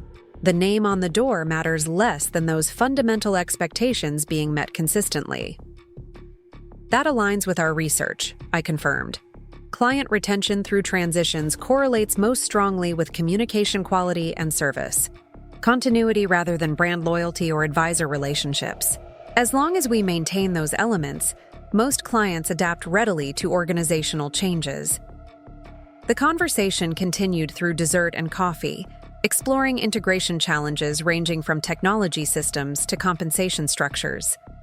What emerged wasn't just a collection of individual perspectives, but the beginning of a genuinely integrated leadership approach, one that leveraged diverse experiences and viewpoints rather than enforcing artificial consensus. As the dinner concluded around 10 p.m., I felt cautiously optimistic about the leadership foundation we were establishing. The transformed executive team wouldn't function like Meridian's previous hierarchy, with authority flowing from position, rather than contribution. Nor would it simply import Westlake's existing culture wholesale. Instead, it would develop its own distinctive approach, incorporating the best elements from both organizations while addressing limitations in each. One final thought as we close this evening, I said, standing to signal the dinner's conclusion. Tomorrow brings the real test of our integration approach. The initial shock and excitement will begin to fade, replaced by the practical challenges of combining different systems, processes, and expectations. That's when our leadership principles will face their first meaningful trial. I looked around the table, making brief eye contact with each person. What matters isn't that we get everything right immediately, but that we apply the same standards to ourselves that we expect from others. That we acknowledge mistakes directly rather than defensively. That we remain open to feedback regardless of its source. And most importantly, that we evaluate ideas based on their merit rather than their origin. As the leadership team dispersed, some to continue working on transition details, others heading home after an extraordinarily demanding day, I remained in the dining room with my father, both of us watching the Chicago skyline glittering against the night sky. "Initial impressions?" he asked quietly after the others had departed. "More promising than I expected," I admitted. Particularly Chambers' self-awareness and Zhang's client insights. The newly promoted leaders are transitioning from execution to strategic thinking more readily than anticipated. "The capability was always there," my father noted. "It was simply constrained by artificial limitations on who could contribute meaningfully to strategic discussions." I nodded, thinking of all the talent I had observed being systematically underutilized during my time at Meridian. The real test will be sustaining this open exchange as new routines establish themselves. Hierarchical patterns tend to reassert unless deliberately countered. Which is why leadership rotation and decision diversification are built into our integration plan, he reminded me. Static committees inevitably crystallize into predictable power dynamics. Shifting membership and rotating facilitation disrupt those patterns before they become entrenched. We were interrupted by a gentle knock at the door. Michael Chen entered with an update that couldn't wait until morning. "Ms. Westlake, we've identified a potential compliance issue requiring immediate attention. The transition team discovered irregularities in the documentation for several managed accounts belonging to the Montgomery family office." The Montgomery account had been one of Meridian's most prestigious relationships, a multi-generational family office managing nearly $150 million for descendants of a Chicago industrial fortune. Nathan Brooks had personally handled the relationship, frequently referencing it as evidence of his exceptional client development skills. "What kind of irregularities?" I asked, my attention immediately focused. "Inconsistencies between reported investment allocations and actual holdings," Michael explained, his expression serious. "It appears certain portfolio positions were systematically omitted from client statements while included in performance calculations when the results were favorable." My father frowned. "Selective performance reporting is a serious regulatory violation. How long has this been happening?" "Based on preliminary review, approximately 18 months. The discrepancies became more pronounced over time, particularly as certain alternative investments underperformed their benchmarks. This was precisely the kind of issue our compliance review had been designed to identify, not just technical violations but patterns of behavior that indicated deeper ethical problems. The selective disclosure approach suggested deliberate misrepresentation rather than administrative error." "Who had authorization access for these adjustments?" I asked. though I already suspected the answer. Primary authorization came from Nathan Brooks, with secondary approval from David Reynolds. The compliance overrides were executed by Marcus Wilson. So the three most senior executives who had opted for severance rather than transition had been collaborating on selective disclosure practices for one of the firm's largest clients. The pattern confirmed what our due diligence had suggested about Meridian's cultural problems extending beyond mere hierarchy to actual ethical compromises. Implement immediate corrective disclosure, my father directed. Full transparency with the client about what we've discovered and how we're addressing it. The Montgomery family has significant social influence in Chicago, Michael noted carefully. They may not appreciate public acknowledgement of these reporting discrepancies, even if the corrections benefit their actual investment position. This represented precisely the kind of test that distinguished our approach from traditional financial management. Many firms would handle such discoveries discreetly, correcting the technical issues while avoiding any explicit acknowledgement of past misrepresentations. The priority would be preserving the relationship with a prestigious client, even at the expense of ethical clarity. Transparency isn't optional, I stated firmly. Schedule a meeting with the Montgomery family office principals for tomorrow morning. I'll attend personally along with our chief compliance officer and general counsel. We'll present the facts directly, explain the corrective measures, and outline the enhanced reporting protocols being implemented across all accounts. There's significant risk they'll terminate the relationship, Michael warned, particularly given their long-standing connection to Nathan Brooks and the other departing executives. Then we accept that consequence, my father replied without hesitation. No client relationship is worth compromising fundamental integrity standards. His certainty reinforced my own resolve. The acquisition wasn't merely about growing assets under management or expanding geographic reach. It was about demonstrating that financial services could operate according to genuinely ethical principles without sacrificing performance or profitability. Please ensure Robert Chambers is briefed on this situation immediately, I added.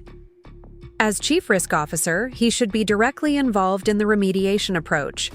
This is an opportunity for him to demonstrate the distinction between necessary compliance and habitual restriction that we discussed earlier. After Michael departed to implement these directives, I turned back to the window, considering the implications of this discovery. The compliance violations wouldn't derail our integration strategy, but they highlighted the depth of the cultural transformation required. The issues at Meridian went beyond structural inequities to include actual ethical compromises, selective standards applied based on client prominence and relationship value. You're thinking about the broader pattern, my father observed, reading my expression. Yes. If this happened with the Montgomery account, it likely happened elsewhere.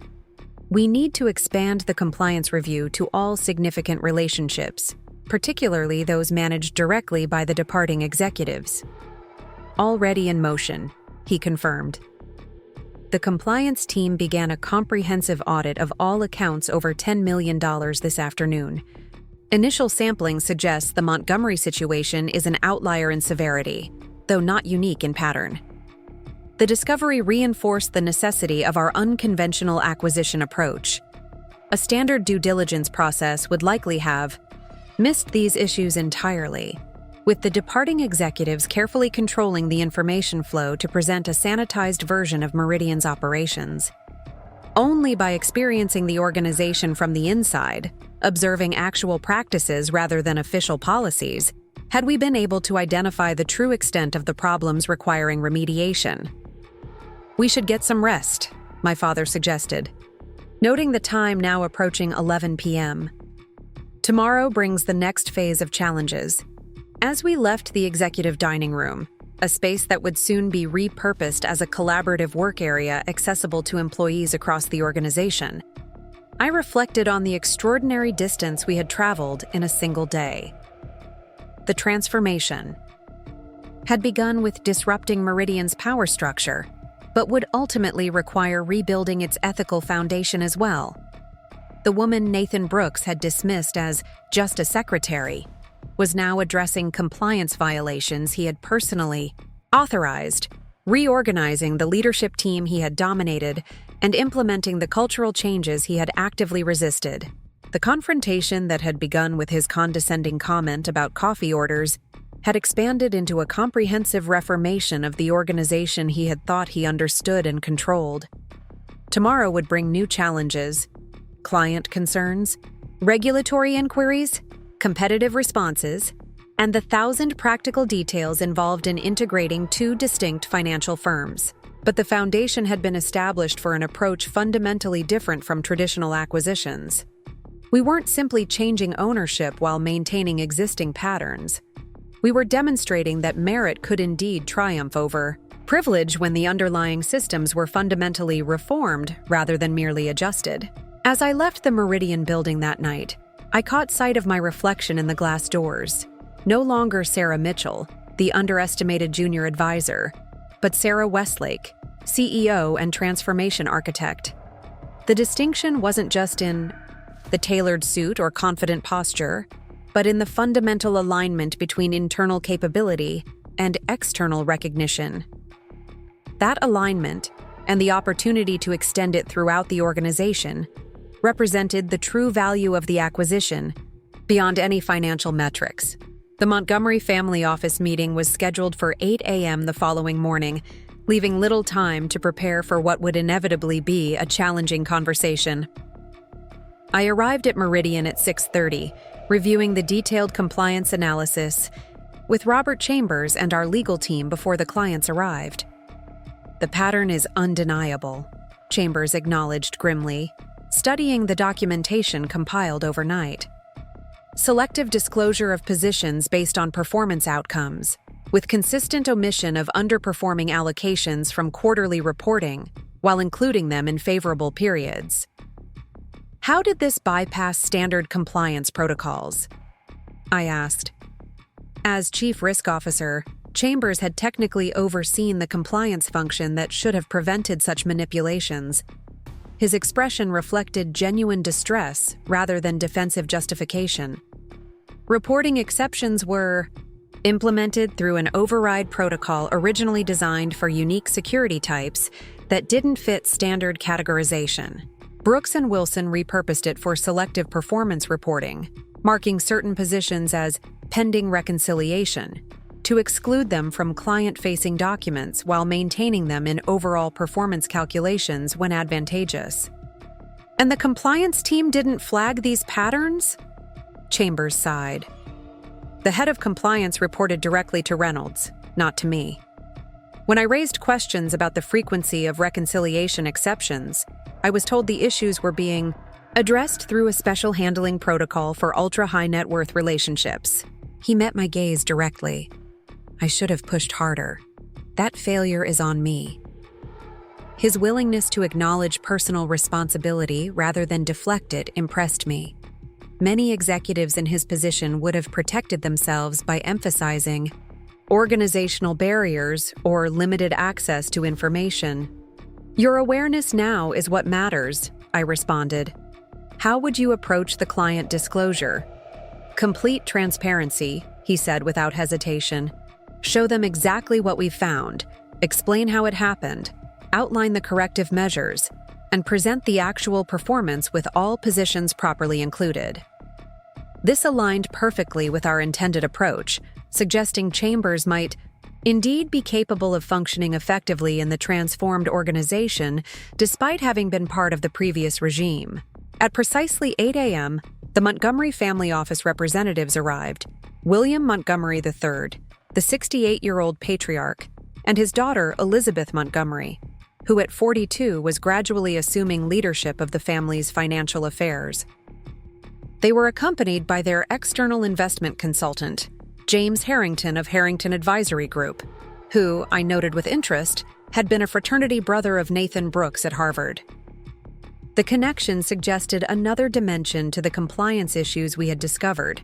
Harrington's firm received substantial consulting fees for advising the Montgomery family office on investment manager selection and oversight. Any performance, Issues with Meridian's management might reflect poorly on his recommendation and potentially threaten those fees. Thank you for meeting on such short notice, I began after introductions were complete. I'm Sarah Westlake, CEO of Westlake Capital, and now Meridian Financial. This is Robert Chambers, our Chief Risk Officer, and Maya Richardson, our General Counsel. William Montgomery's expression remained neutral, though his posture conveyed the confident authority of someone accustomed to deference in financial discussions. We were surprised by the ownership change announcement. Nathan assured us just last week that Meridian's leadership structure remained stable and focused on client priorities. That relates directly to why we've requested this meeting, I replied, carefully maintaining professional composure. During our transitional compliance review, we identified concerning inconsistencies in the reporting for your family's accounts. We felt it was essential to bring these to your attention immediately and personally. Elizabeth Montgomery leaned forward slightly, her expression sharpening. Unlike her father, whose wealth was inherited, she had earned an MBA from Chicago, Booth, and worked at a major investment bank before returning to manage the family office. What kind of inconsistencies? Robert Chambers activated the presentation screen, displaying the first of several carefully prepared slides.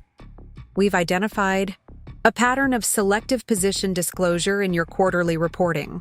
Certain investments, particularly in the alternative asset categories, were systematically omitted from client statements during periods of underperformance while included during favorable periods. James Harrington immediately interjected, his tone dismissive. That's clearly a misinterpretation of standard reconciliation practices for complex assets. Alternative investments often require special handling due to valuation timing and liquidity considerations. We're well familiar with legitimate reconciliation requirements, I responded evenly. What we've identified goes well beyond standard practices for handling valuation timing. I nodded to Chambers to continue. The next slide displayed side-by-side comparisons of what the Montgomery family had received versus what complete disclosure would have shown. The pattern was unmistakable: systematic omission of underperforming positions that collectively represented nearly 15% of the total portfolio during certain reporting periods. Elizabeth Montgomery's expression darkened as she studied the evidence. This isn't reconciliation timing. This is selective disclosure. She turned to Harrington with evident frustration. You review these reports quarterly. How did you miss this? Harrington shifted uncomfortably. Alternative asset reporting has unique complexities. That's not an answer, James, she interrupted sharply. These discrepancies are systematic and directional, not random or timing related. She turned back to me. How long has this been happening? Based on our review, approximately 18 months, I replied. The pattern became more pronounced as certain alternative investments underperformed their benchmarks beginning in early 2023. William Montgomery, who had been studying the documentation with growing concern, finally spoke. Who was responsible for these adjustments? The reporting exceptions were authorized by Nathan Brooks with secondary approval from David Reynolds, Chambers explained. The technical implementations were executed by Marcus Wilson through the Compliance Override Protocol. All of whom have conveniently departed, Elizabeth observed with evident disgust. Though I note their departures followed your acquisition rather than preceding it. Her implication was clear. She suspected the executives had been terminated for these violations rather than choosing severance voluntarily. The distinction mattered for both legal and reputational reasons. Their departures were voluntary following our restructuring announcement, I clarified.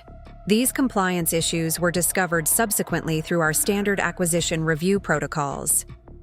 Maya Richardson, our General Counsel, spoke for the first time. We're implementing immediate corrective disclosure, providing you with accurate historical performance including all positions. We've also established enhanced reporting protocols with multiple verification layers to prevent any similar issues across all accounts. William Montgomery fixed me with a penetrating gaze. Many firms would have handled this quietly, Ms. Westlake. Corrected the technical issues without drawing attention to past discrepancies. Why are you approaching it so directly? The question went to the heart of different philosophies in financial management, the distinction between technical compliance and genuine ethical commitment. Because transparency isn't negotiable in our approach, I replied without hesitation. We believe clients deserve complete honesty, especially when prior practices have fallen short of that standard. Addressing these issues quietly might have been more comfortable in the short term, but it wouldn't establish the foundation of trust necessary for a genuine advisory relationship. Elizabeth nodded slowly, seemingly appreciative of the direct approach despite the unpleasant revelations. And the actual performance when all positions are properly included? Chambers advanced to the final slide, showing the comprehensive performance analysis with all positions appropriately represented. The fully accurate returns are approximately 7% lower on an annualized basis over the 18-month period than what was reported through selective disclosure. William Montgomery frowned. Still above benchmark, but not by the margin we were led to believe. Exactly, I confirmed. The portfolio has performed reasonably well in absolute terms, but not with the exceptional outperformance suggested by the selectively disclosed reports. Elizabeth turned to Harrington, whose discomfort was increasingly evident. This raises serious questions about your oversight function, James. We're paying substantial fees for manager monitoring that apparently failed to identify systematic misreporting. Harrington attempted to redirect the focus. The real issue is the change in Meridian's leadership structure, without proper client consultation. This ownership transition creates significant continuity risks That's enough, James, William interrupted firmly. The issue at hand is misrepresentation of performance data, not ownership transitions. He turned back to me. What do you propose moving forward, Ms. Westlake? Complete portfolio transparency through enhanced reporting protocols, direct access to our research and risk management teams, and a thorough review of your current allocation strategy without reference to prior performance claims that may have been misleading, I replied. Additionally, we would reduce the management fee by 15 basis points for the next 2 years as acknowledgement of the reporting failures, regardless of who was responsible for them. The Montgomery family members exchanged glances, some unspoken, communication passing between them. Elizabeth spoke first. We appreciate the direct approach and proposed remediation. However, we'll need to evaluate our overall manager relationships given these revelations. Of course, I acknowledged. We'll provide whatever information you require for that evaluation, including complete access to the compliance review documentation. As the meeting concluded, I noted with interest that while the Montgomery representatives maintained appropriate professional reserve, their frustration seemed directed primarily at Harrington rather than at us. By approaching the situation with complete transparency rather than defensive justification, we had positioned ourselves as problem solvers rather than problem creators, despite delivering unwelcome news. After they departed, Chambers remained behind, his expression thoughtful. That went better than I expected. Most clients of that prominence would have responded with considerable hostility to such revelations. The direct approach often diffuses defensiveness rather than triggering it, I observed, particularly when you take full responsibility for remediation without qualifying or justifying past practices. He nodded slowly. I've been thinking about our discussion last night, about distinguishing between essential controls and habitual restrictions. This situation illustrates exactly that distinction. The compliance mechanisms existed, but they were implemented as flexible guidelines rather than absolute requirements, adjustable based on relationship value or executive preference. And what would you recommend to prevent similar issues moving forward? I asked, genuinely interested in his perspective given his risk management expertise. Structural independence, he replied without hesitation. Compliance and risk management functions reporting directly to the board's audit committee rather than through the CEO or president. Authority to implement protocols without executive override options. And most importantly, a cultural expectation that adherence to ethical standards is absolute rather than situational. His response confirmed my growing impression that Chambers might represent that rarest of organizational transitions. A leader capable of evolving from a traditional hierarchy to a genuinely merit-based structure, bringing valuable institutional knowledge while embracing fundamentally different operational principles. As we prepared for the day's next challenges, a cascade of client meetings, transition sessions, and integration planning, I reflected on how dramatically Meridian was already transforming less than 24 hours after the acquisition announcement. The issues being surfaced, from compliance violations to talent allocation, represented both the depth of the problems requiring remediation and the extraordinary potential being unlocked as artificial constraints were removed. The woman Nathan, Brooks had dismissed as just a secretary, was now addressing ethical compromises he had personally authorized, reorganizing the leadership team he had dominated, and implementing the cultural changes he had actively resisted. The transformation had begun with disrupting entrenched power structures, but would ultimately extend to rebuilding the organization's fundamental approach to client relationships, talent development, and ethical standards. The true test would unfold over months rather than days, as initial disruption gave way to new operational patterns. But the early indicators suggested something remarkable was possible. Not just a successful acquisition, but a genuine reimagining of how financial services could operate when merit truly displaced privilege as the organizing principle. Up next, you've got 2 more standout stories right on your screen. If this one hit the mark, you won't want to pass these up. Just click and check them out.